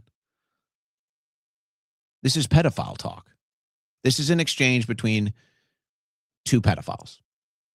Who's redacted here and why? Who are they redacting that is clearly talking in pedophile language here? I walk around. There are little girls. They have good bodies. That's a damn pedophile. I don't want this name redacted. I want this person redacted off the face of the earth. Oh, but we got to protect him, huh? Gotcha. And by the way, this whole tall thing continues to be a trend. I mean, folks, oh.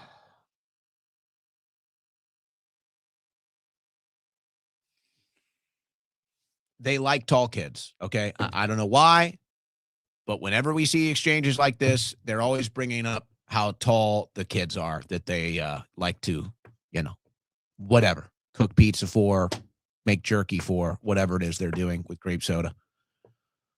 They want them to be tall. They're always talking about them being tall.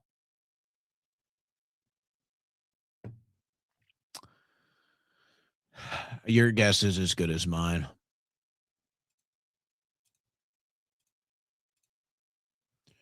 To Jeffrey Epstein from Elysia. I'll find girl for you this time. I promise. I'm so bitter now. I'll do anything. Europe would be better to find little girl. Mm-hmm.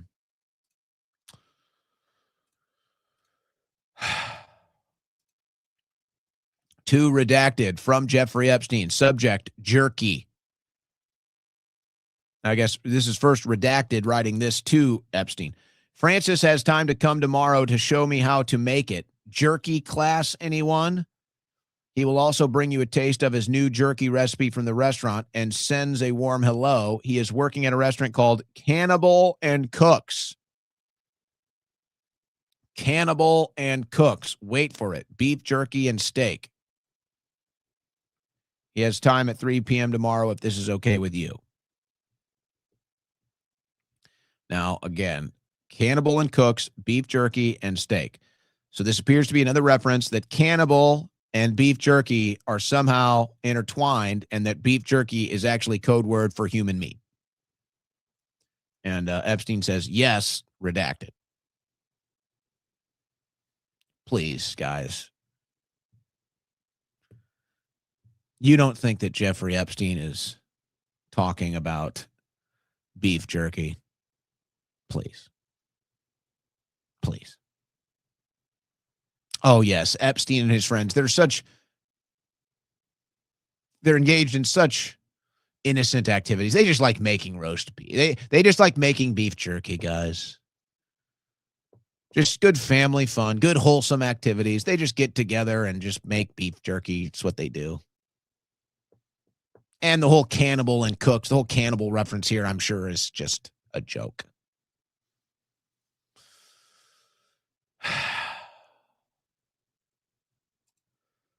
Now, let's see what else these guys are into. From redacted to Epstein. Subject, Kundalini. Meet me at class 9:30. So many hot girls. Promise. Hari, NYC, 30 between 6 and 7. Then we go to matcha, okay? Promise and abundance of young pussy. Flesh. Love A. So A is whoever redacted here is. I don't know. I don't know between 6 and 7. I don't know what that means. I don't know if that's ages or if they're rating people. But this one gets a little more suspicious. Abundance of young pussy, flesh. Folks, who talks like this?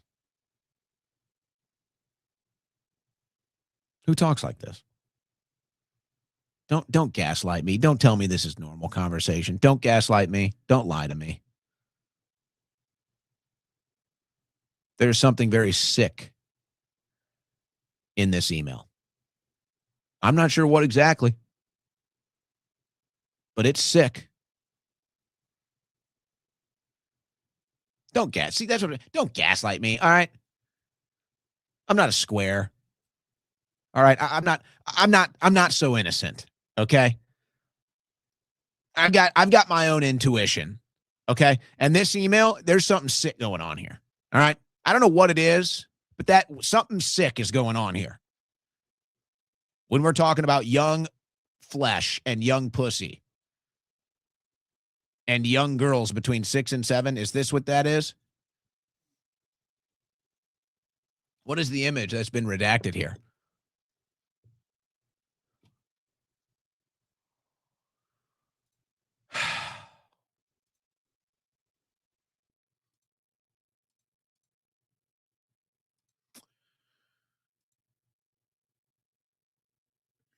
can't even read this.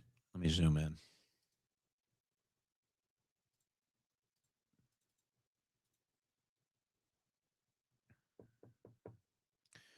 I was hoping you might be able to speak to me. Redacted. This is from Redacted to Jeffrey Epstein. Hi, my name is Redacted. I am friends with Redacted. They passed along your email because I have found myself at the center of the QAnon conspiracy theory. It has become a very distressing situation, and I'm especially worried as I have an Redacted. Q followers are harassing me and also posting images of Redacted, as well as my friends, family members, and their kids. Here's an article and a link to a YouTube which shows a little bit of what's going on. From Redacted to Redacted. Sorry for the late reply. Has anything progressed since your last email? I will have to check which office, if any, are investigating QAnon and perhaps refer this to them. I don't think the Redacted office is investigating this group. So an office. Now it sounds like we're in intelligence agencies. That's speculation, but sounds like it. Hey, Redacted. I've just been working on my own online security. I had a big success getting dozens of videos removed from YouTube because they included pictures of my baby. Anyhow, thank you. And I look forward to hearing if anyone on your side is working on this or Pizzagate. Thanks a lot. Best, Redacted. Now,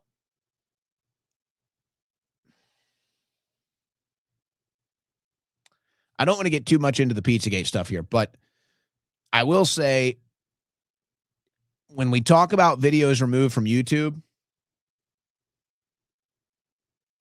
that does kind of narrow it down to who it might be. I'll say that. And I don't think this is an innocent thing. I think this is a guilty thing. Now, this is my interpretation.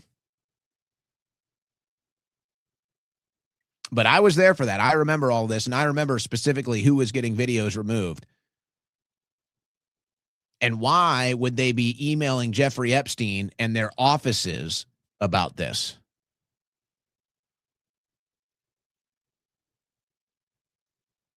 Hello, Redacted. Hope this email finds you well. I am writing because things have really revved up since Epstein's arrest.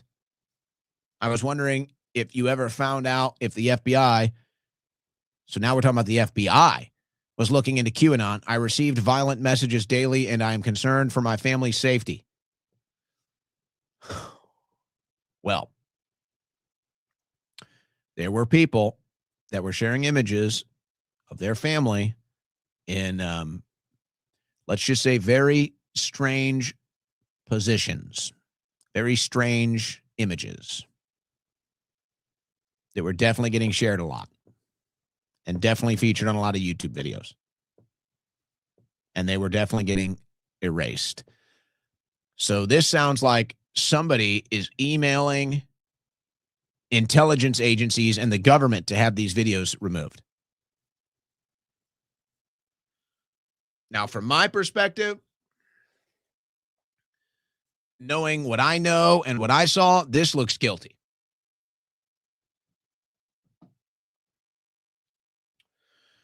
But I just can't go any further than that.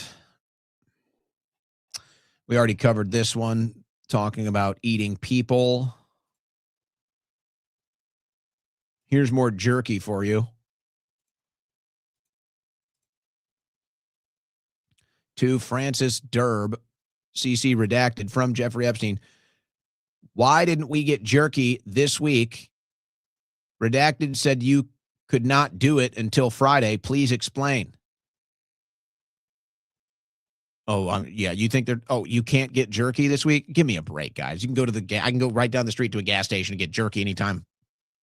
Any grocery store, anywhere you want, you can get jerky anytime, all the time. What this looks to me is that Epstein, let me give you this. Here, let me do it right here with this jerky email. Let me tell you how I interpret all of this. And maybe there's a little bit of context we could get from Pizzagate.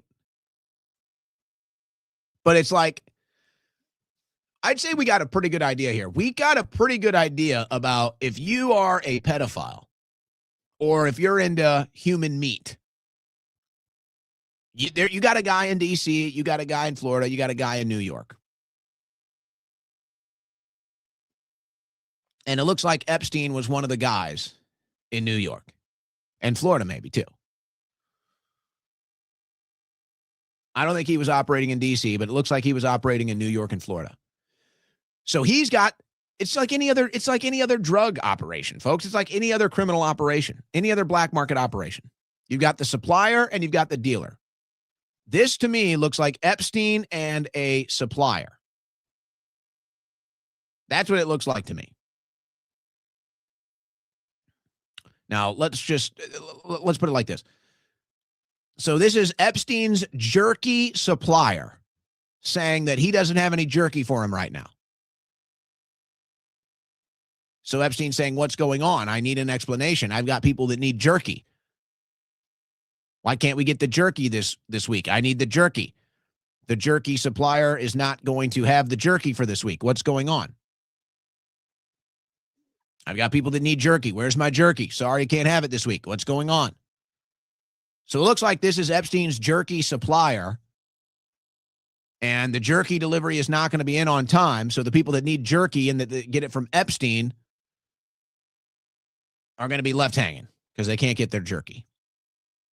But I don't know. You'd have to ask whoever the individual here is in the email.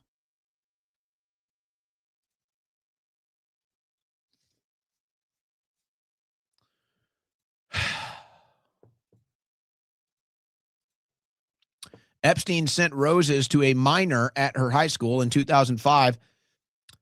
He wrote by hand, car extension 1 month.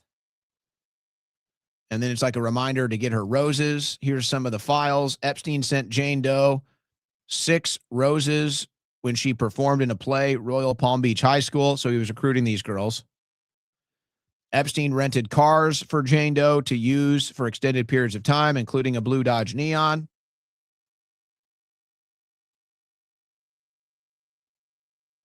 It looks like Epstein was telling this young girl in high school he'd help get her into New York University. He was obviously paying her as well, giving her a car.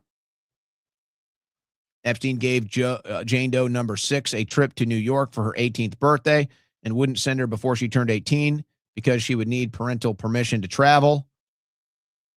So this is Epstein grooming one of these girls in Florida.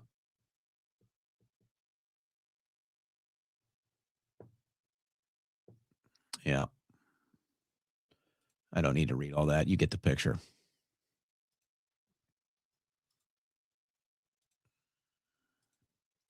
To Jeffrey Epstein from Redacted. Well, I guess originally here from Jeffrey Epstein to Redacted. Redacted said that she felt God's presence next to her when she was in bed. She knows that Jesus watches over her and he helped save her life. Whoops. And then this was the reply sent to Jeffrey Epstein. You should dress up as him when you see her. So mocking Christianity. Now this whoops thing seems to be code language too, guys. This whoops thing seems to be code language for oops, accidentally killed someone. So allow me to put on my conspiracy hat here. This sounds like Epstein is mocking a girl that's probably some form of a slave or being tortured. And she's praying to Jesus, and he's standing laughing at her, knowing that no, Jesus is going to come help you. I'm just going to kill you to show you how dumb you are. And whoever is on the other side of this plays into the fun and says, you should dress up as Jesus.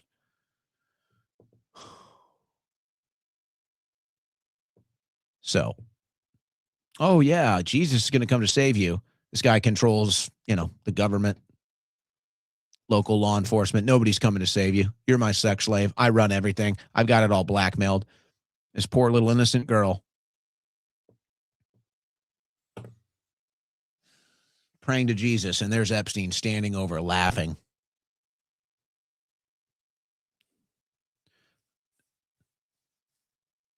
She knows that Jesus watches over her and he helped save her life. Why was she close to death? Why was Epstein standing next to a young girl praying to Jesus who was close to death in bed, who thought Jesus saved her life? And then he's making fun of her with whoever this is, saying, whoops.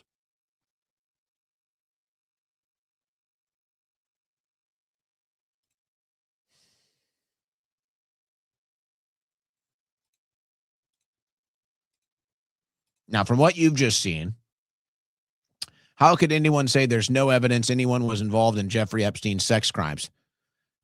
Friend of the show, Viva Free. This is from the government of the British Virgin Islands lawsuit against Jeffrey Epstein's estate, his trust, and a network of Virgin Island entities, alleging a long-running criminal enterprise centered on sex trafficking and related crimes in the territory. Well, Epstein paid off the U.S. Virgin Islands, but I guess he didn't pay off the British Virgin Islands. Huh. Associates in the Epstein enterprise recruited both victims and abusers into the Epstein enterprise, participated in sexual acts of rape and abuse of minors, and witnessed Epstein and others engaged in sexual acts with children. Yeah, for whatever reason, they have these chairs. We've seen it in other videos. They have chairs that are facing the bed. So somebody's sitting here watching this happening as they're filming it.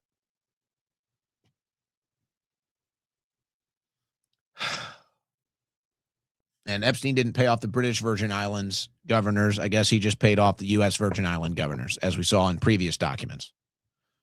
I mean, folks, did you just, like, are you hearing this? Epstein recruited victims and abusers into the enterprise. Sexual acts of rape and abuse of minors. Sexual acts with children. Epstein and others engaged in sexual acts with children.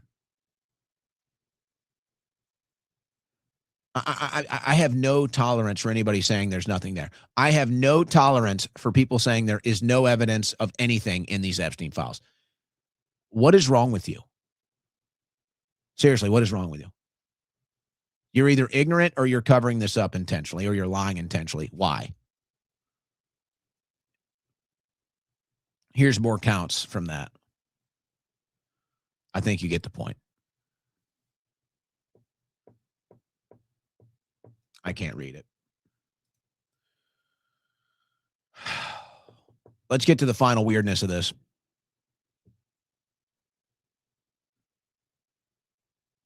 Let's get to the final weirdness of this before we close out the second hour. Couldn't believe this was real. This is from Clint Russell. Trying to have Clint on this week. Couldn't believe this was real, so I double-checked the DOJ site. It's real. U.S. Attorney Berman announced Epstein's death with letterhead dated the day before he was found dead. It gets weirder. Bill Barr announced Berman's resignation less than a year later.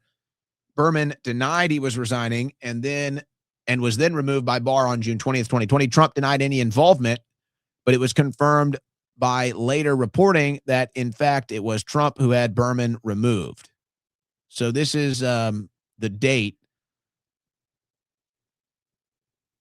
Death of defendant Jeffrey Epstein, August 9th. Epstein died August 10th. Now, okay, people could say that this is a clerical error. He had been found unresponsive in his cell and pronounced dead shortly after. So something happened to him in his cell, and it was too late by the time they saw him. Does say an investigation was ongoing, but this is the document with the date being wrong. More weirdness on that. I need to zoom in here.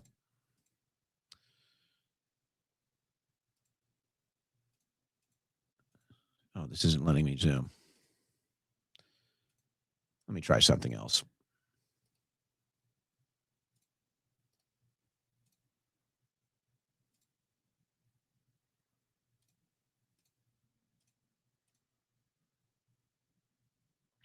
Redacted. This is the FBI talking about Epstein's death.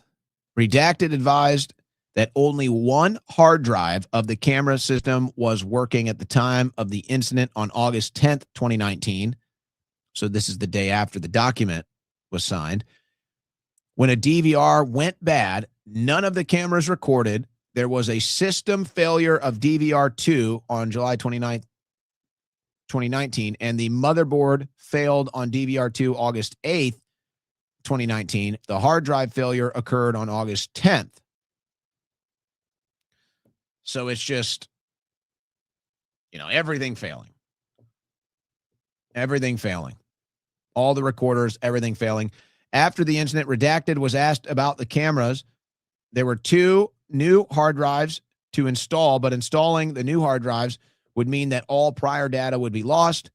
The warden wanted a video, and so Redacted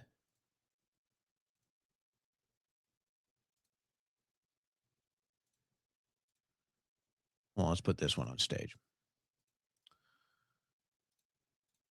The warden wanted a video, and so Redacted told to start working on the system. Redacted started removing the bad drives in order to rebuild the DVR. Redacted advised that an FBI agent was the one who pulled out the DVR. Redacted also advised that he knew that by replacing both hard drives, the system would be wiped, and that he had advised personnel at MCC of that.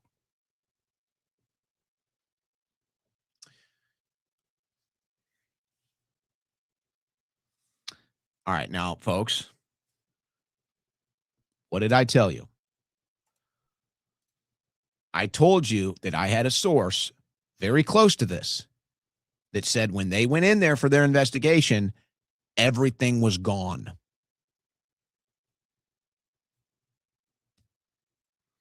I don't make stuff up. Okay? I'm not going to burn my sources because I made a promise. But let's just say this FBI document right here is exactly what I was told. Okay? You can pick up what I'm putting down if you want. You can just trust my word. This is exactly what I was told from my source, that when they went in to do the investigation, everything was gone and there was nothing to review. And now we find out that the one video evidence that we had, it looks like the FBI lied to us about, and they edited out the part where you could see somebody moving. Now, I don't know how consequential that is or not. This is the stuff that's consequential. This is the stuff that was recording Epstein's cell and would have actually shown if anything went down. And they magically knew that they had all the dominoes put in place, that if they tried to review that footage, it would all get lost. And then they go in and it all gets lost. And what do you know? Every single consequential camera from that day was malfunctioning, and every single consequential piece of video was deleted. What did I tell you, guys? I told you, my source said, when they went in to do the investigation, there was nothing there. Do you believe me now?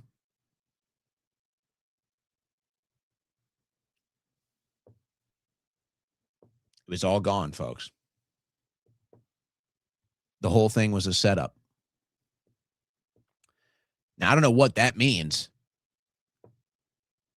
You can reach your own conclusions about what happened to Epstein or if he's still alive or what and all of that. You can try to tie all this madness in and you can try to reach your own conclusions.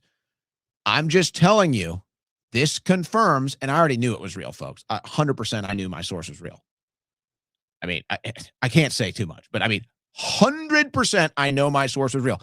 And now this FBI document backs up everything they told me, that when they went in to do the investigation, it was all gone. There was nothing for them to review. Nothing. Nothing.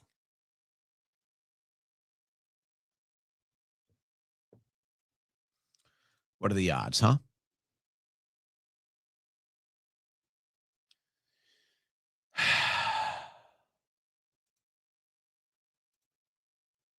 There's more here.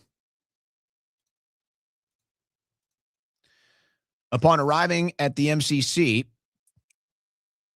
Redacted completed some tasks before Redacted assigned him to the hospital on Park Row, which is separate from the main MCC building and where Epstein's body was being guarded.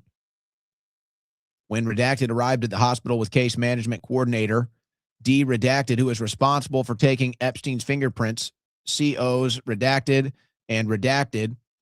These are all prison terms, by the way.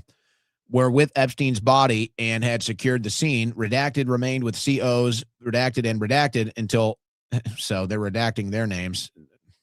Probably, well, we'll just leave that be.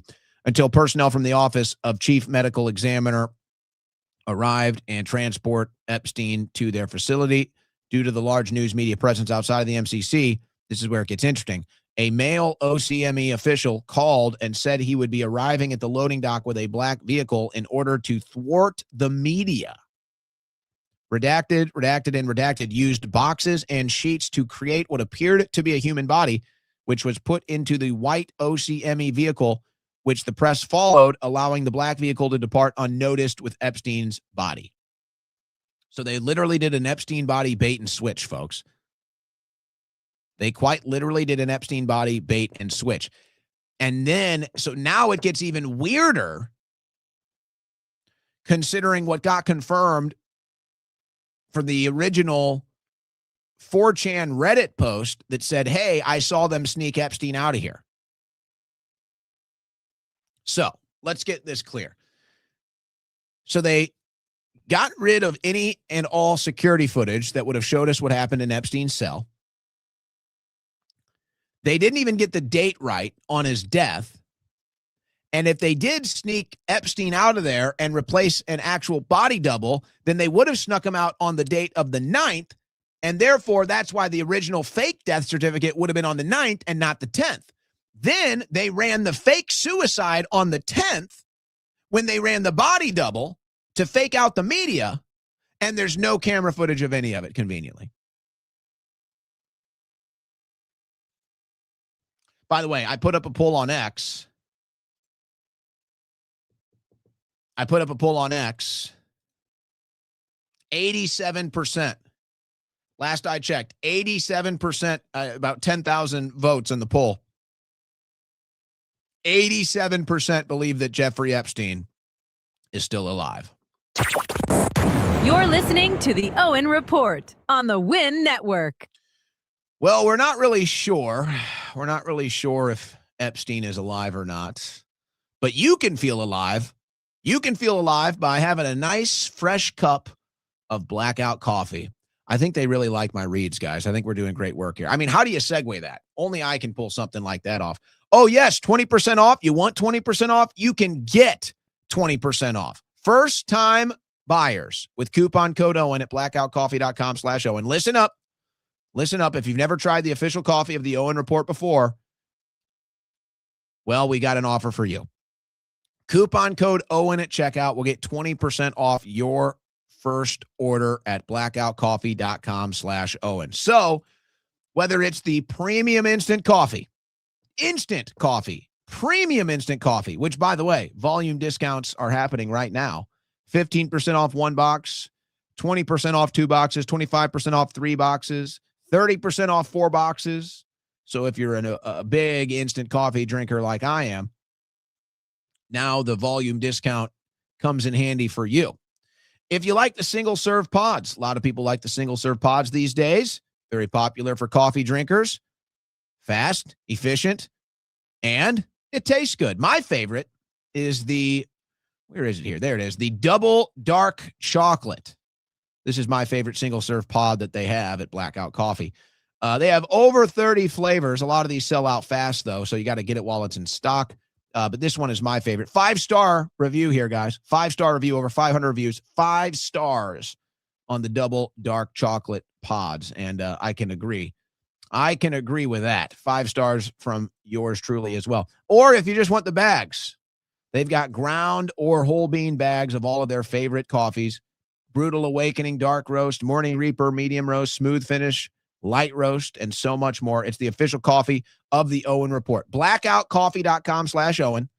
And if it's your first time, come on, guys, give it a try. Coupon code Owen at checkout will get you 20% off.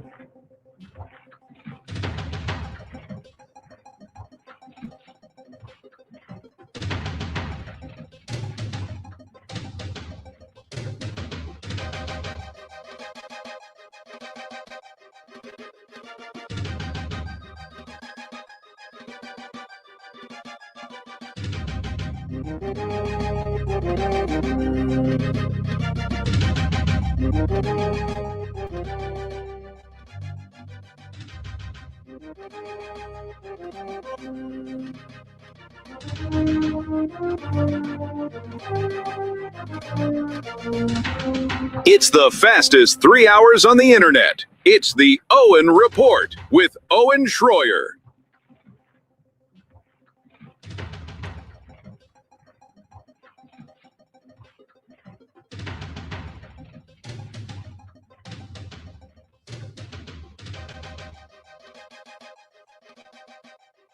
All right, third and final hour of today's transmission. We got a couple other things, I guess, on the Epstein front. It's more on the bigger picture of it all, I would say, than directly the Epstein front, though. Other people have started to reach the same conclusion that I have reached, which is this is all happening in a public pressure, public blackmail campaign to get President Trump to strike Iran. So here's a former Israeli intelligence officer essentially telling you the same thing. What will pressure Netanyahu to release the real information that no one has at the moment? In my opinion, if there's a real deal between the Americans and the Iranians, and it's going towards that. Netanyahu will try to sabotage it. One of the ways he'd sabotage it is by putting out Epstein material against U.S. government officials, including Trump. And he put it out there.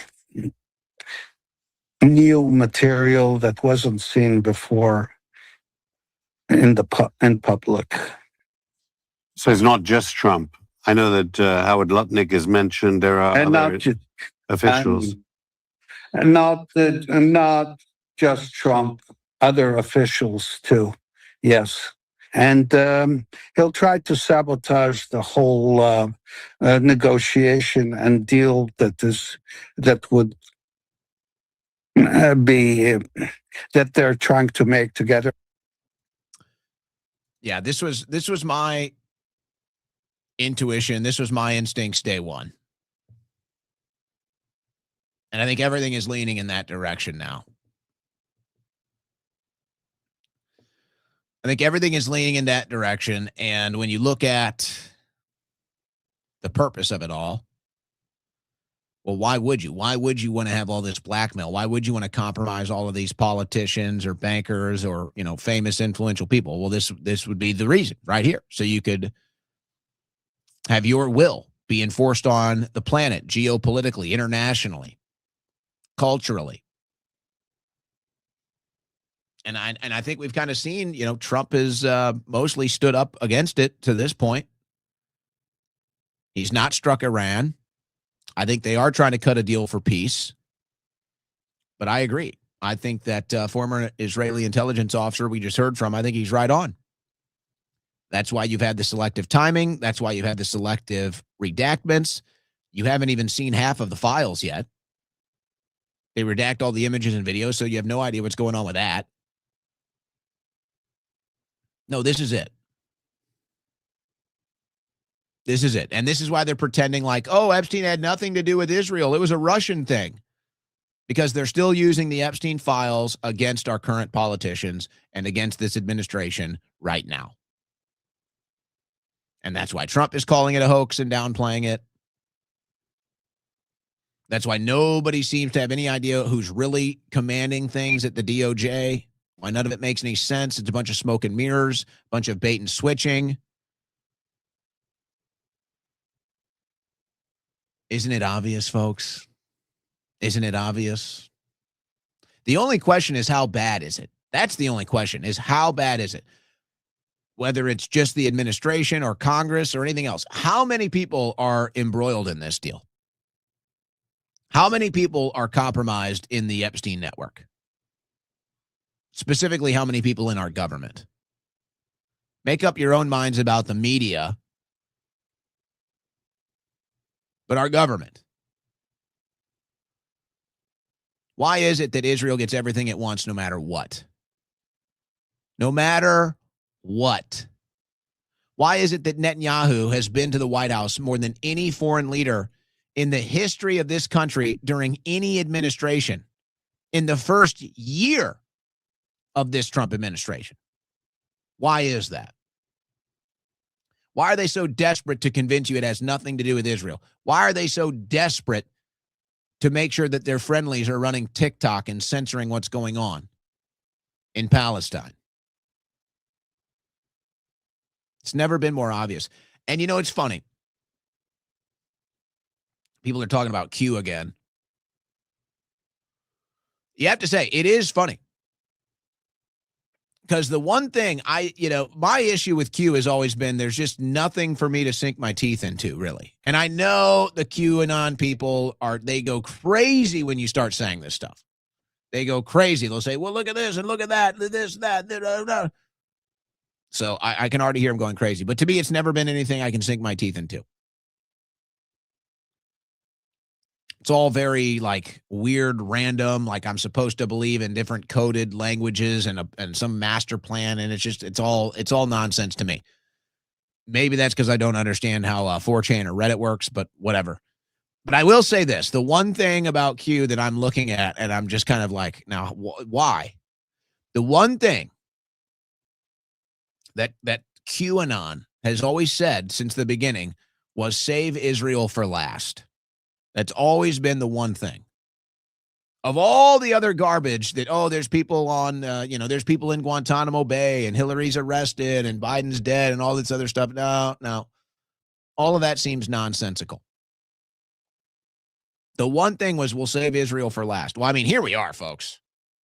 Here we are. This is it. This is clearly last. You are clearly at the last level right now.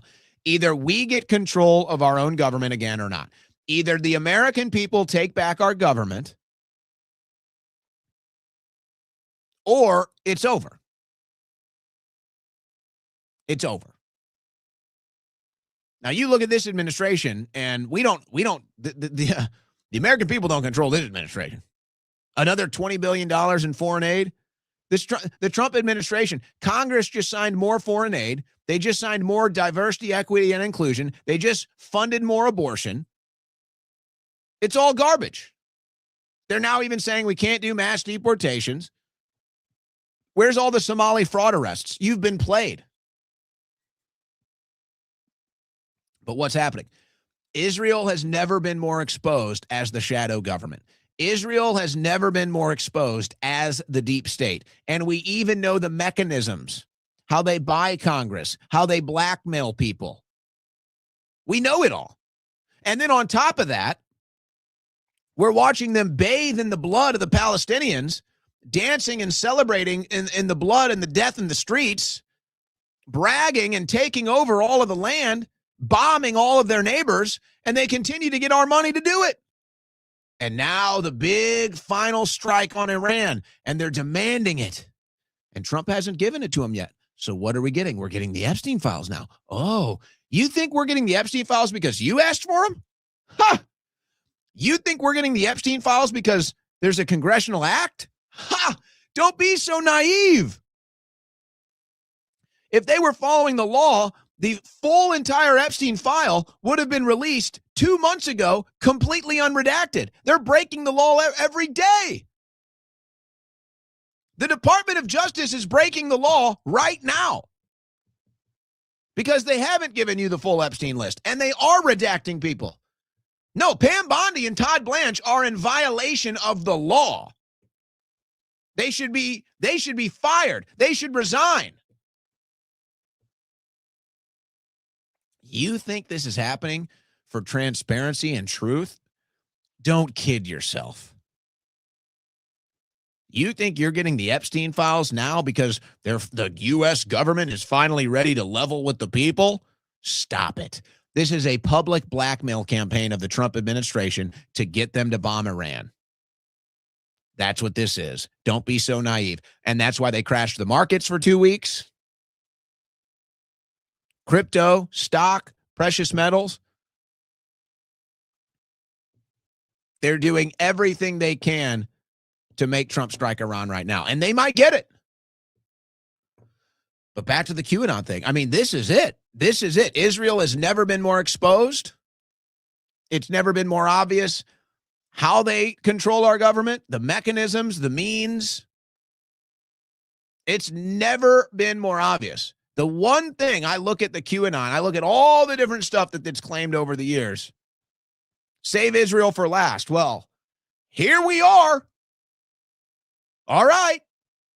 We're on Israel now. The whole world is watching. Oh, we're on it now. Now, this is the moment for the American people. Do we get our government back?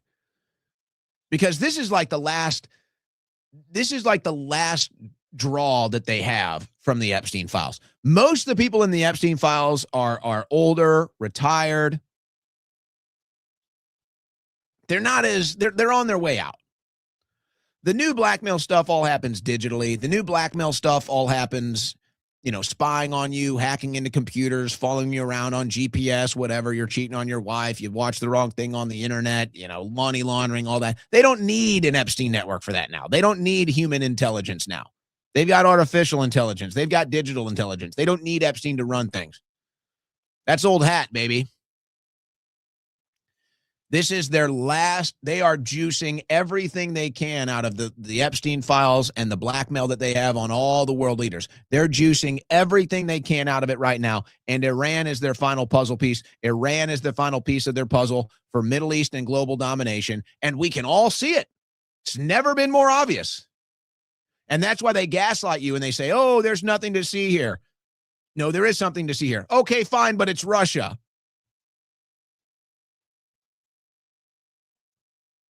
It's never been more obvious. So we're here, Q. We're here. We're on the last level. Save Israel for last. So here we are. Look at the free press. You know, Barry Weiss. Trump voters will back an Iran strike. Ha!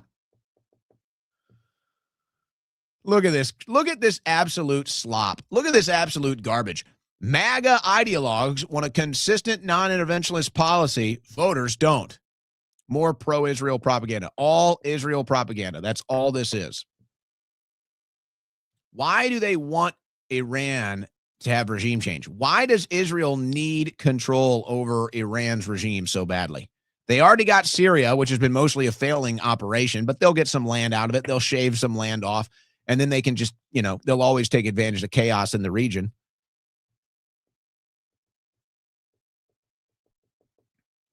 Why do they need Iran? Is Iran the only, maybe it's this, maybe Iran is the only country that they don't have total blackmail control on. Maybe Iran is the only country in the region that will actually stand up to them. I'm just trying to figure out why they're going all in right now for regime change in Iran. Because they've never been more exposed. I mean, Israel is exposing itself right now. And forget about the lowbrow stuff that you see.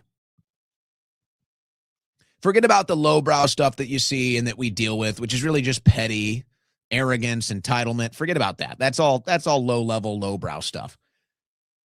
Netanyahu knows, folks. Why do you think he's been to the White House 5 times? Why do you think he's coming to have another emergency meeting with Trump? No other world leader has ever visited the White House as many times in a single administration as Netanyahu. And we're only a year in. Oh, no. Netanyahu knows damn well this is it. This is Israel's last ride. Either they win this final battle for the hearts and minds of America, or it's over. It's done. That's why Adelson is going all in. That's why Netanyahu is going all in.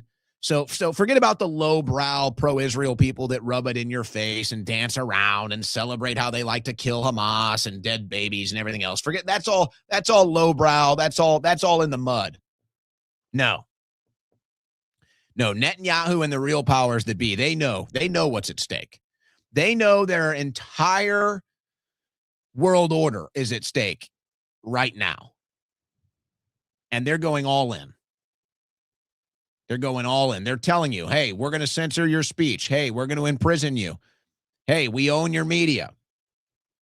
Hey, we own your politicians. Hey, here's the Epstein files. Hey, look, we can even crash the markets if we want. I mean, folks, it's all in to get regime change in Iran. That it's all in. Israel is going all in to get this regime change right now. They are all in, and they've exposed themselves in the process. Why would they do that? Why would they do that?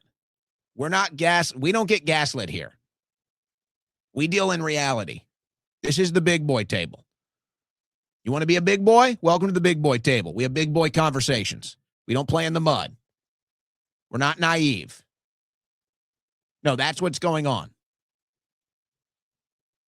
So why? Why are they so desperate for this regime change in Iran? And is Trump going to give it to them? Or are we going to see more Epstein files? Is that the standoff? Is that the standoff that we're witnessing right now? But they already know. Basically for the radical Israelis, for the true ethno-state supremacists, they know that their time with support from the West is up. Now, they could either act drastically and cause more death and destruction, which we know they're good at, or they can walk away calmly, which I think they would probably prefer, but they got to get that regime change in Iran first. I think Israel just wants one last thrust out of America. Just let us do you one more time. Strike around for us. Give us the Iran regime change. And then, you know what? Fine. We don't need your foreign aid. We'll fund ourselves. We don't need your military aid. We'll build our own ammunition factories and tank factories and everything else. We'll leave you guys alone. They've already got their plan. They're going to move into Asia. That's their plan. So I think smarter, calmer heads will prevail in this scenario. Because Israel knows what's at stake, folks. They know. Believe me, they know. And for whatever reason, they think it all hinges on regime change in Iran. So it's going to be, all right, we'll leave you guys alone, but you're going to give us this one last regime change war. You're going to give us your blood and treasure one last time in Iran, and then we'll leave you alone. And that's okay, because we've already got our situation over here in Africa. We've already got our situation over here in Asia. So we can just do what we need to do over here. You know, we can run our same operations that we just ran on you guys for 50 years, and now we'll just run it in Asia. We'll just run it in Africa, and we'll just leave you guys alone. We can do this the easy way.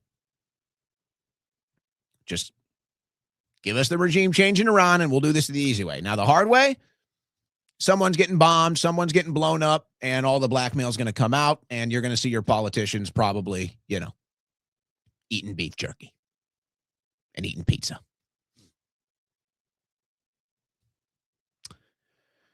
And that's why I made my plea to Trump 2 weeks ago.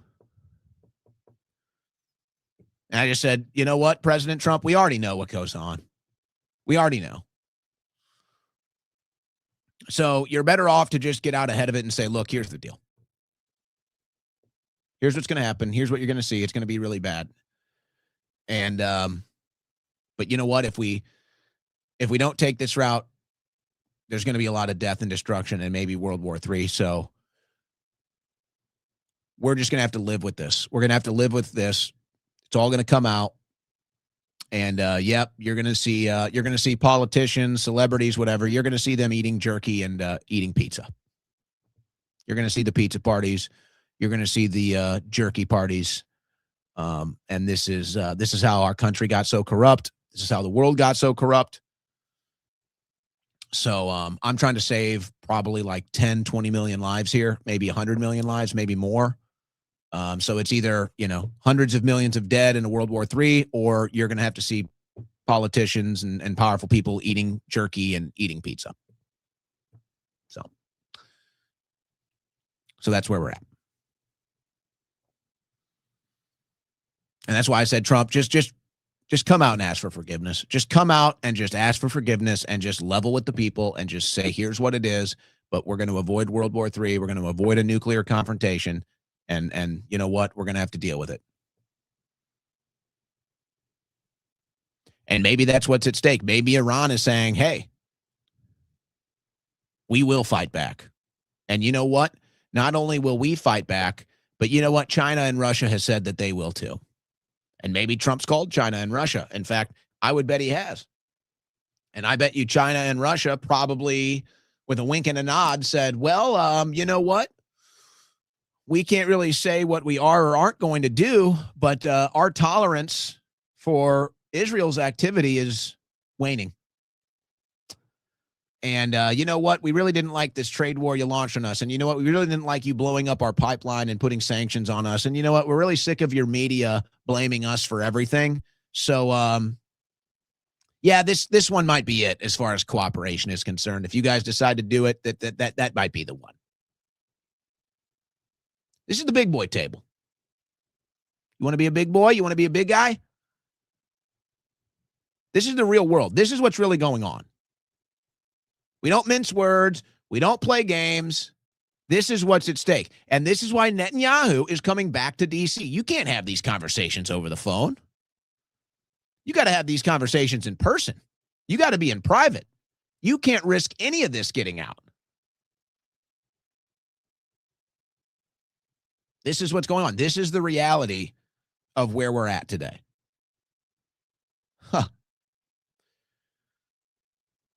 Hey, I hope Patriots are in control.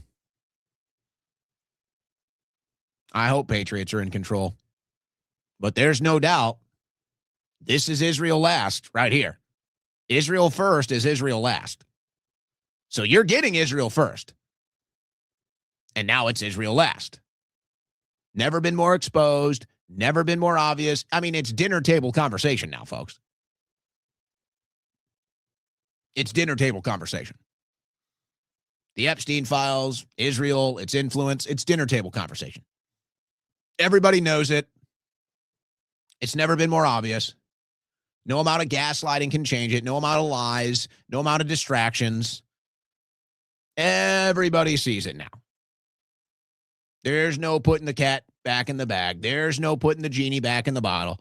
So they're going to have to make a deal. They're going to have to make a deal. And I think that Trump is trying to make a deal with Iran, and I think Netanyahu is spoiling it, and I think they've got one last shot right now. I think that's what Netanyahu is coming in for. I think this is the one last shot. I think it all hinges on this meeting, and then it all hinges on regime change in Iran. And then on the other side of it, I think everything looks different, folks. I think everything looks different. All right, I've gone a little long here. Let me hit some news. And we still need to get to the super chats. So let me hit some news here before we do that. Landmark trial accusing social media companies of addicting kids to platform begins. This started today. The world's biggest social media companies face several landmark trials this year that seek to hold them responsible for harms to children who use their platforms. The biggest social media companies, landmark trials, started this week. Opening statements in Los Angeles County Superior Court today.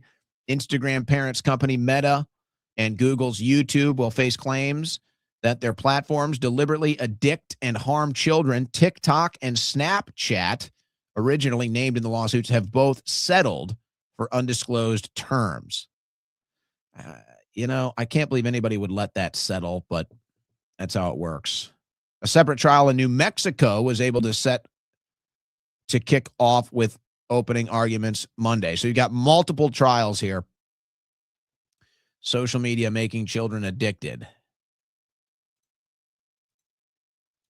Not getting much coverage, though. Alleged arson attack targets Republican Florida governor candidate. That's James Fishback. Somebody lit his yard on fire. Now, this all happened over the weekend, and Fishback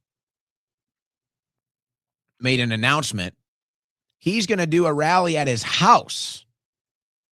Fishback says, I'll just do a rally at my house then. You want to target my house? Fine. I'll do a rally at my house. I think what James Fishback is doing is going to become the blueprint if he's successful. Byron Donalds is running your standard GOP Republican Party campaign. Just your standard right off the menu. Fishback is running the all-time special. Fishback is running the hook and ladder. Fishback is running the reverse end around. Fishback is running the flea flicker. Fishback is running the all-out blitz. Fishback is running the fishback. If he's successful, that will become the new blueprint. If he's successful, Fishback's campaign will become the new blueprint. And he's getting into it with all the Israeli lobbyists in D.C. and in the administration, like Leo Terrell. This guy is so pathetic. He loves kissing the wall and who knows what else. He says, this is him getting into it with Fishback. He says, one of the highlights of my career, take that, haters. And it's him, getting all up and friendly with the wall here. Fishback replies, notice how he said career as opposed to life because kissing the wall is a career loyalty test to Israel. I'm running for governor to be loyal to Florida, while Donald's will be loyal to AIPAC. Again, with the wall kissing and the loyalty to Israel. Folks, it's never been more obvious. Save Israel for last. We'll roll with it. Screw it. All right, now, here's one for you. Minnesota State Rep Kayla Berg.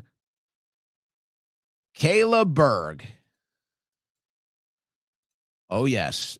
Dual citizen to Israel. You heard me right. But nobody's pointing that out with Libs of TikTok sharing her video here. Not going to point out Berg's dual loyalties, huh? She's delivering groceries to illegal aliens. Watch this. So we just finished delivering groceries to folks who are too afraid to leave their homes because of this ICE occupation in our community. An amazing amount of people have put together boxes of produce and meat, as well as toilet paper and diapers for those that need it, dry goods, even some treats to help our neighbors. And we will continue to do this for as long as we need to. So how is that not? Wait. So people are afraid to leave their house because they're afraid they're going to get caught up by ICE? Wouldn't that make them illegal? So are you aiding and abetting criminals now? Is that what I just heard? Hold on a second. Kayla Berg. Gosh. Oh. Let's see here.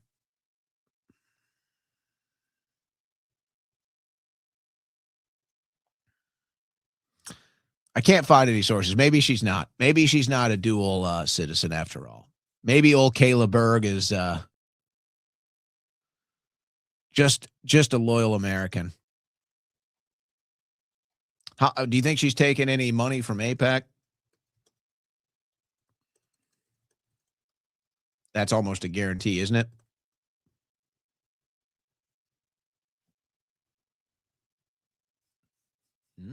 Maybe not. Maybe not. So Kayla Berg here might actually only be loyal to Minnesota. That would be a rare breed. That would truly be a rare breed. So she's running around because apparently people are afraid to leave their homes because what? ICE is in town. So that would mean that they're here illegally. So that would mean that you're aiding and abetting in criminal behavior. Well, Kayla, I would suggest that you do go kiss the wall. I would suggest that you do take some of that AIPAC money because now you're opening yourself up for trouble.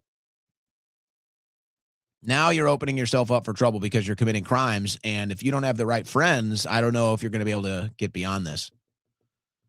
I got to be honest. So this is some friendly advice for Kayla. Looks like you might actually be loyal to Minnesota here. Looks like you don't take money from AIPAC. You've never kissed the wall. But that means they're going to come after you now because it looks like you're aiding and abetting in illegal aliens and criminal behavior. Why would they be afraid to leave their house if they're not committing any crimes?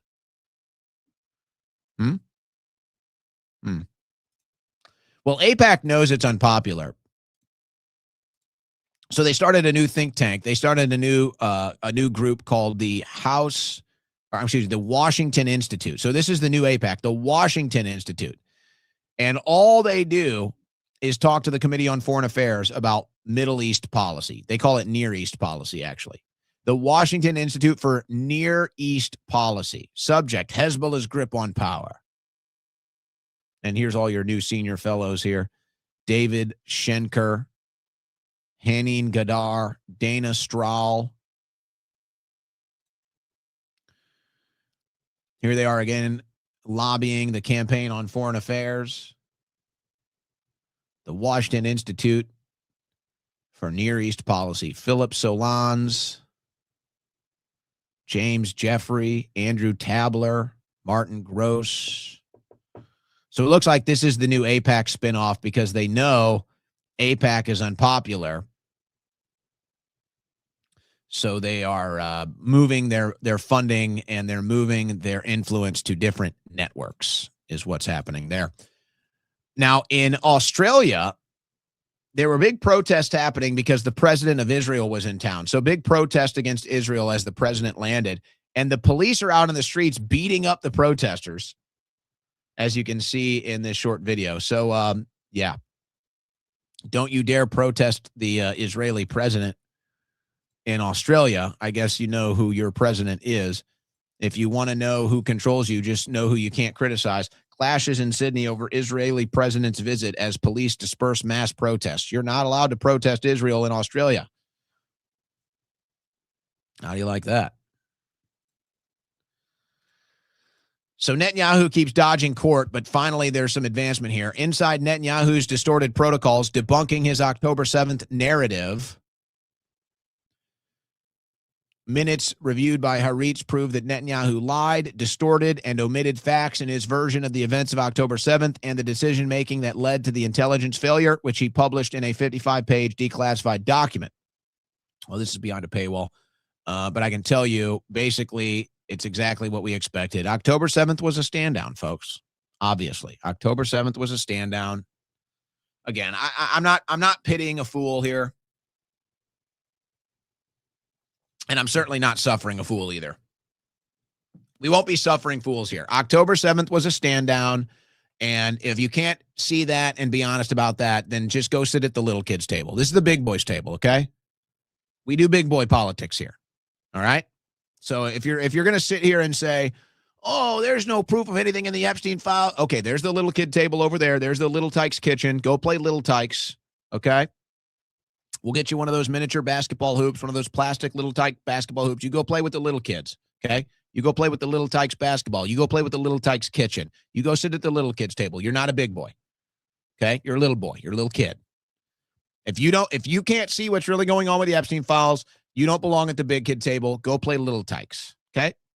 If you can't see that October 7th was a stand down so that Israel could have the right to demolish Palestine and bring in the new Palestinian state, go sit at the little kids table. This is the big boys table. We talk real politics here, okay? So if you're not ready for that, there's plenty of Little Tykes politics out there, all right? Plenty of Little Tykes politics for you. Go eat out of the Little Tykes trough for politics somewhere else. This is the big kids table. This is the big boy table. We talk real politics here. We talk real world events here. So if you don't think there's anything in the Epstein files, go play Little Tykes.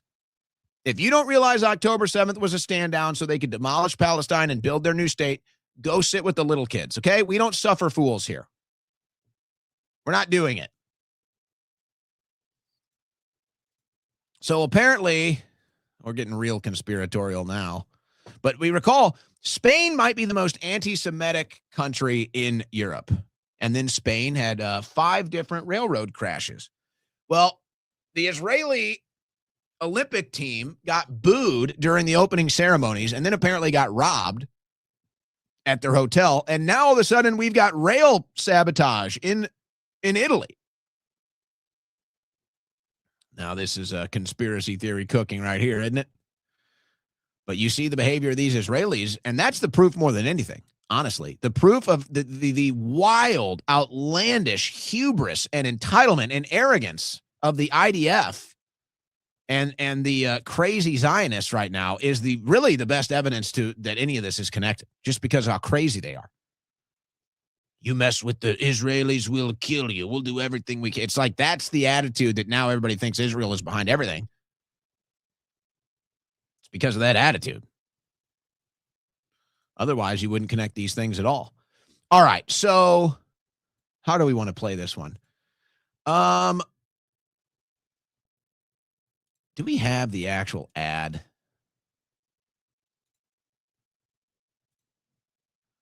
I don't think we have the actual ad. All right, well, you probably saw the ad.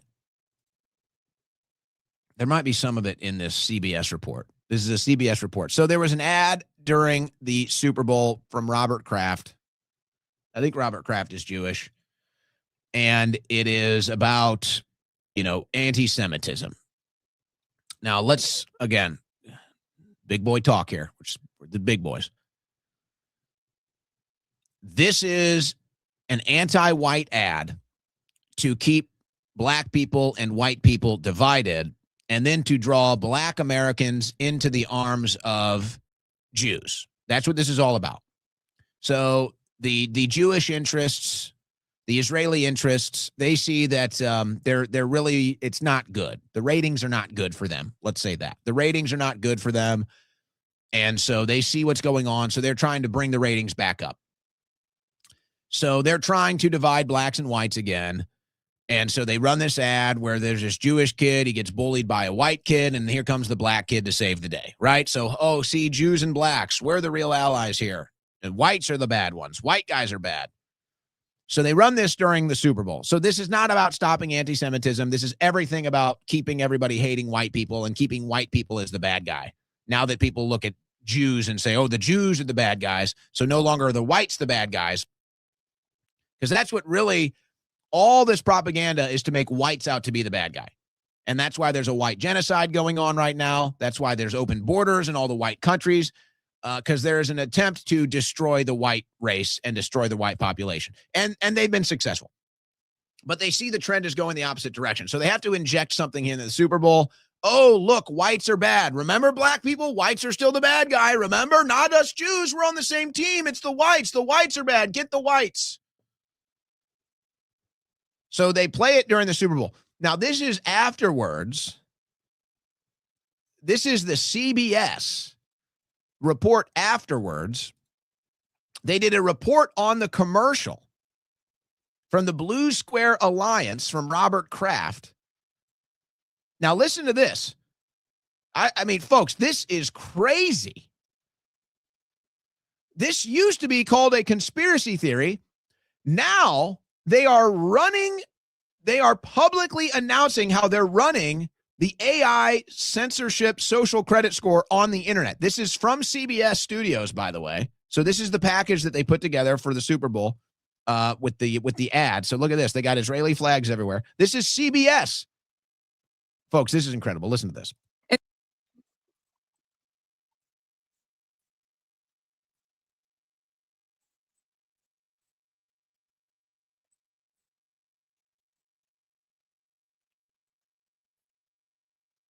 Among younger people, see? They know what's happening.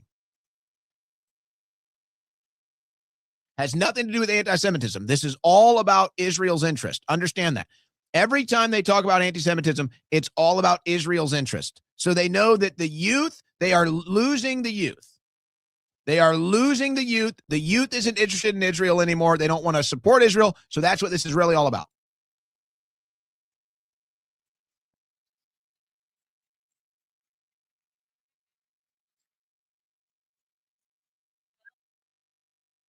Oh. Now, you guys are, why is there no sound here? I don't understand. We haven't had a problem with sound all day. I don't know why there would not be any sound here, guys. Let's see if we can fix this.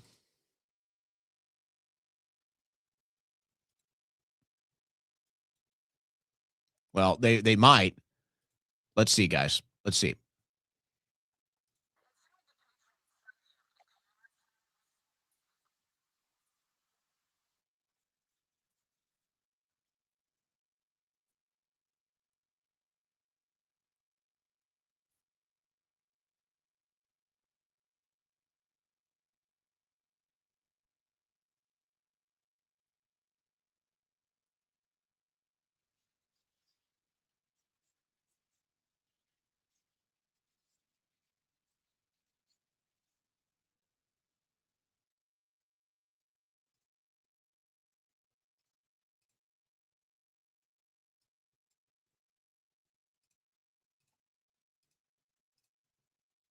Let's try it again.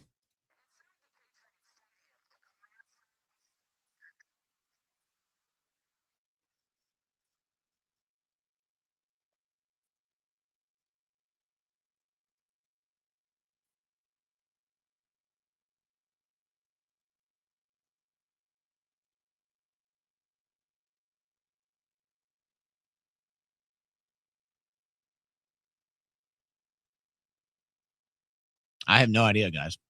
I have no idea. We've been playing sound perfectly fine all day. And now it doesn't want to work, huh?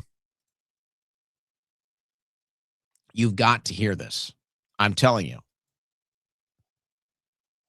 You've got to hear this. I have no idea why it won't play sound. Oh, well, I guess we can give it one more shot.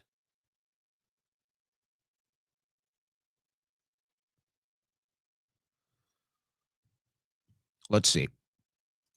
Let's give it one more shot here, guys.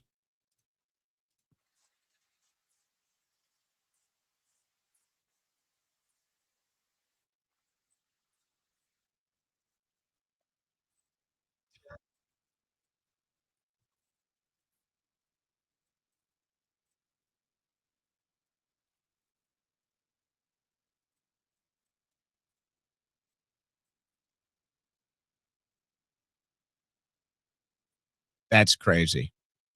That is crazy.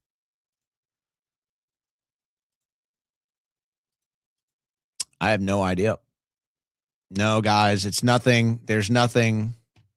I see all of your comments, guys. There is nothing. None of that is what's causing this. I have no idea why this is not playing audio.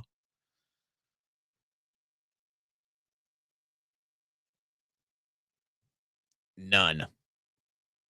We've had no audio problems all day, and this thing just won't play. I have no idea. Now I'm pissed.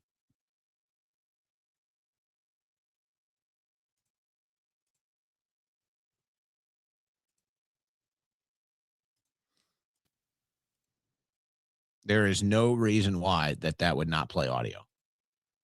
None. I don't even care. Nope. I don't even care, folks.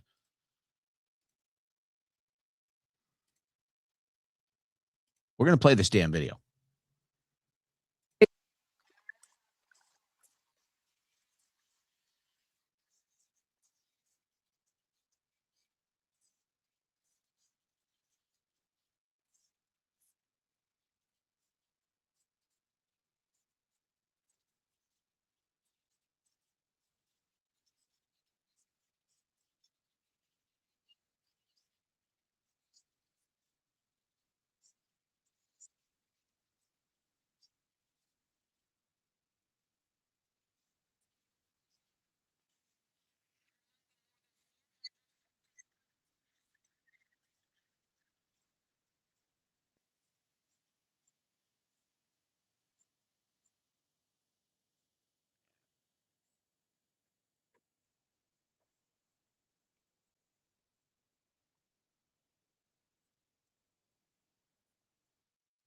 Can you guys hear this?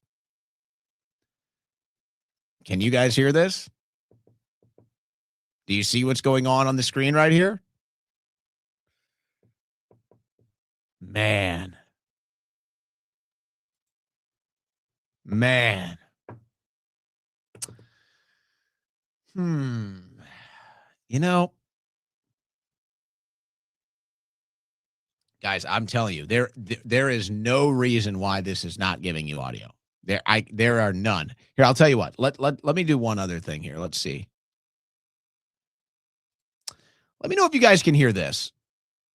Let me try one other thing here.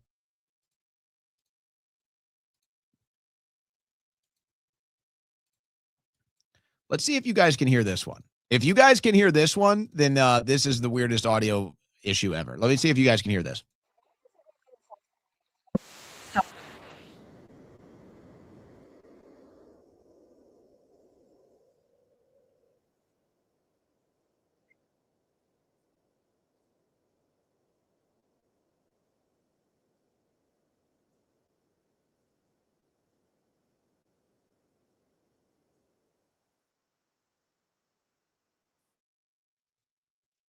I have no idea what's going on, guys.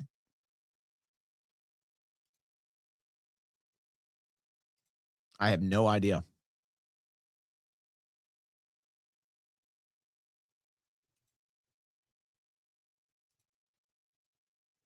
But that pisses me off.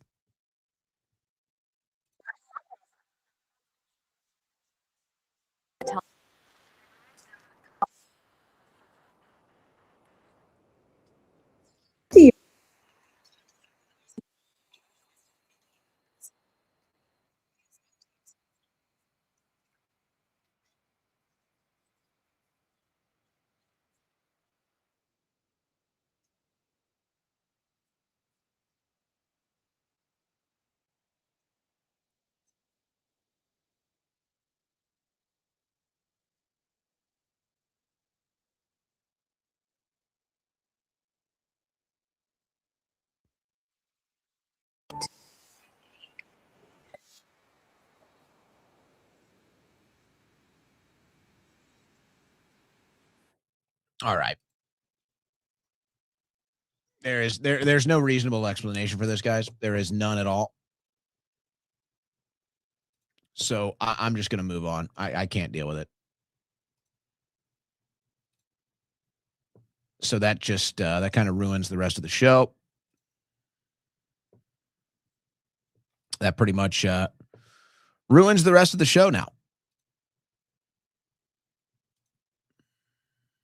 Yeah, I mean, guys, I have no idea. I see all the stuff you're saying. I have no idea. So there's obviously something. There's something happening here. I have no idea what it is. But I mean, nothing has been changed. We've had no problem with audio ever with this, and absolutely nothing has been changed. And now all of a sudden it doesn't work. So I have no idea.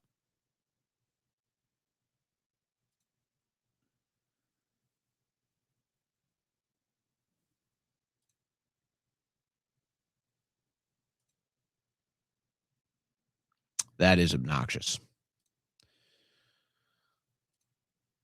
That is obnoxious.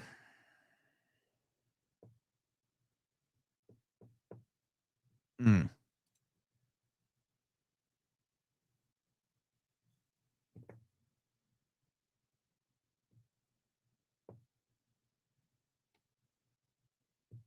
Boy, oh boy. All right, I'm just going to give up. I'm waving the white flag. I'm waving the white towel.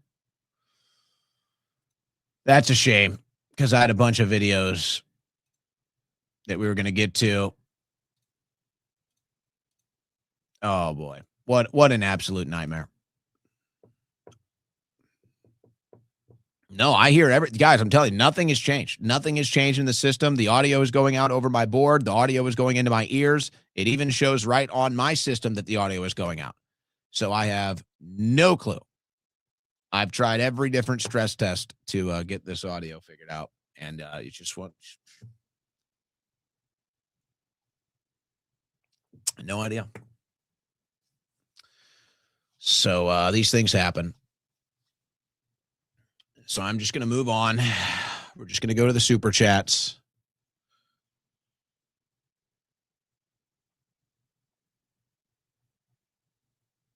That's crazy. That's what I'm going to do. I'm just going to turn everything off after the show, guys.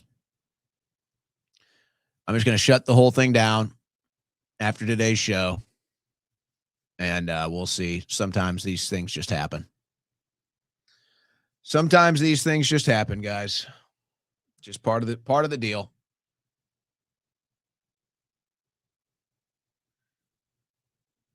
But that pisses me off.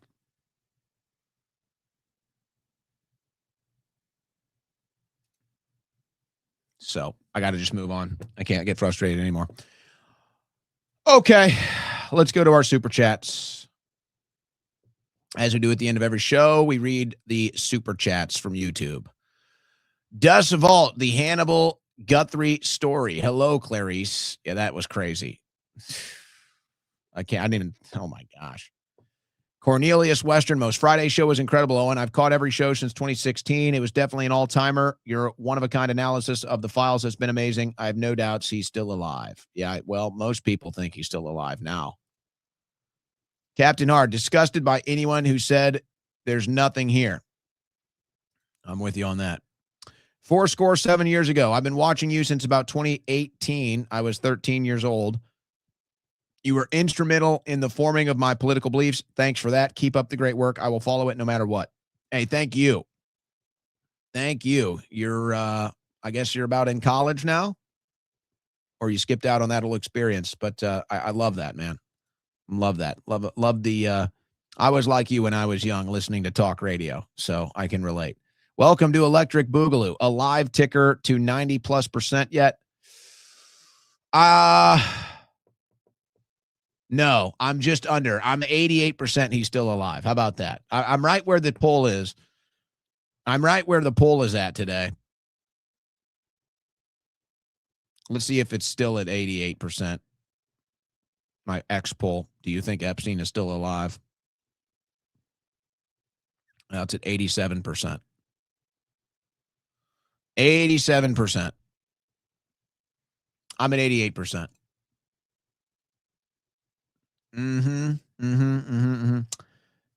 Andrew LaPensie, billionaires don't order pizza. Their chefs make it. Yeah, well, that's because we're not talking about pizza. 1 of 1K. Boomers are still out of touch. They genuinely think Gen Z is getting Social Security. Well, it could have gone a different direction, but that's where we went.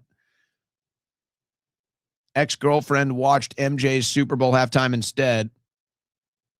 Watched Olympics. Michael Jackson's halftime show was the greatest Super Bowl halftime show of all time, and I don't think it's even close. I got a question. Every bad thing that they ever said about China and Russia, maybe they're trying to get us to revolt so Trump can enable martial law. I think that's definitely in the deck. I think that's definitely a potential here. But you do start to wonder, it's like this demonization of China and Russia, was it ever legitimate or was it always propaganda? At least in modern history sense. Tay, you can hush now. Wow, making demands. Employee strong for life. My protest on Saturday was interesting and has furthered my stance on lead me, follow me, or get the F out of my way. That's where I'm at in this journey, Owen. You're a very good leader. Thank you. I'm glad you were all safe. Israel booed at Olympics.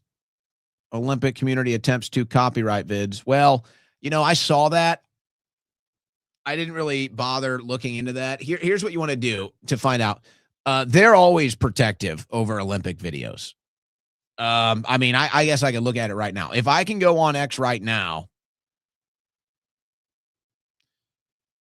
and find Olympic videos, then that means it's a targeted censorship. If people are posting a skiing video or a snowboarding video, yeah, this is going to be way too much. I still see videos up.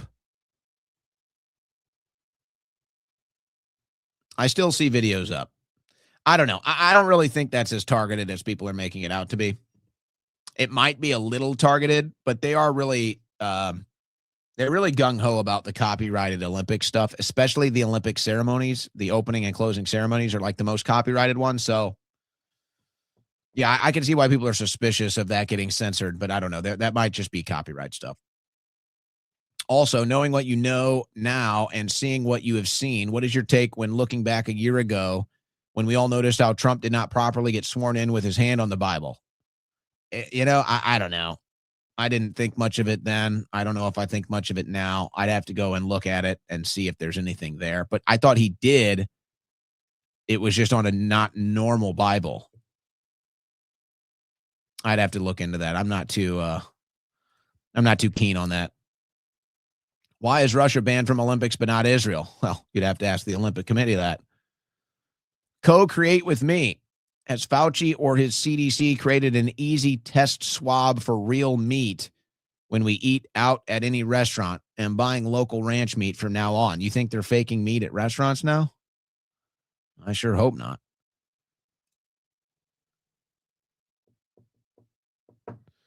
Epstein likely in Israel. You're not the only one that thinks that. Give them bagel and circus. They'll never revolt. I'm not a fan of bagels. I'm mixed on the circus. Trump would rather bomb Israel than put Clinton and baby killers in jail. How can he be blackmailed if he isn't guilty? His actions point to guilt. A lot of people feeling this way. Super Bowl, goy. Olympics, goy. Bad Bunny, goy. Yeah, well, enjoy your goy slop. You better enjoy your goy slop. It was a good goy slop. It's not the best I've had, but, MSN will say he's talking about her cat. Oh, I'm not going to go back, but you know what you're talking about. Yeah. Yeah, and then exactly. Exactly. Got to have a revolution. DOJ saying no evidence. Well, the DOJ is broke, so. Bill Barr broke him out. Oh, there's a nice little family relationship there. Not only were the cameras broken, but both guards were sleeping. How many things could go wrong? It doesn't add up. Well, it does add up. It adds up to a cover-up. An inside job, as they say. Wouldn't be surprised if Q is Israel. Everyone in the government is compromised, including Trump, all pedo protectors up to make arrests. I don't know. Having Q in the emails like that, I don't know. The whole thing is weird. There's something there. It's not some isolated thing. The whole Q thing is connected to something. Now I'm convinced. It's not someone online trolling. So it's either a psyop, which is probably it's definitely a psyop. The question is whose psyop? That's the question. Q is 100% a psyop. The question is whose psyop? Chatty, I have a friend in Iran. He says Israel and Iran are not fighting over religion. Iran wants Israel off the map because they are killing their kids. Iran is killing Israel's kids? Look, I don't even want to get into the weeds of it. I want nothing to do with it. And that's the big issue, is that Israel obviously, well, I don't understand. If Israel could do it on its own, why wouldn't they? You know, we keep hearing about, oh, Israel can do it on its own, or Israel has nukes, or the Samson option, all this other stuff. So why doesn't Israel do it on its own? Why do they always come to us to do their dirty work? If they can do it on their own, why don't they do it on their own? I wouldn't care. I would have nothing to do with it. I want nothing to do with the Middle East. I want nothing to do with the Middle East. I want nothing to do with these centuries, millennia-old holy wars. I want nothing to do with this culture where you're born into hatred and having an enemy. I want nothing to do with any of it. What are you getting me for Valentine's Day this year, babe? When is Valentine's Day? If it's during a weekday, I'm doing a show for you, the normal one. What do I cook for the big boys table? We need big boy food. We need a lot of it. Even Black Twitter thinks that ad was cringe. Now you've struck a nerve, so I've got to move on. Shirley Maldo, Owen's audience. Let's get this show to 100K. Like and share, guys. Owen C. Subscribe Star. I want to collaborate with your show. Where can I contact you? Well, you know, I do still have that Subscribe Star account. I'm never posting on there. I'm guessing you're saying you've messaged me there. I'd have to log in. Hey, yeah, guys, follow on YouTube. Let's get this show big on YouTube. We're doing well. We're doing well for month number 4 here. I think we're doing well. Let's get to that 50K mark next. I think we're at like 41 right now there. I'd like to see get that up to 50K. Let's get those live numbers up.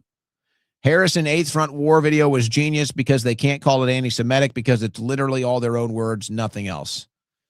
Yes, Harrison Smith put that up. I think it's got like 6 or 7 million views on X now, and it's like 10 minutes of their own words. No commentary, no opinion, just their own words. Great work by Harrison Smith. I have the perfect way to get rid of the frustration together later. Anybody even know where this person even lives? Do I need to up my security here? Are we going to have a problem? Okay. Are we going to have a problem, guys?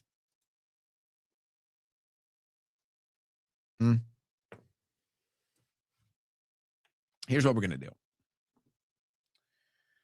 Signing off for today. One last super chat. Scotty Gesso. Epstein's still alive. They won't let me say what I want in the super chat.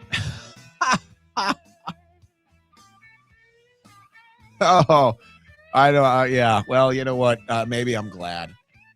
Hey, we didn't mute you. We don't censor you.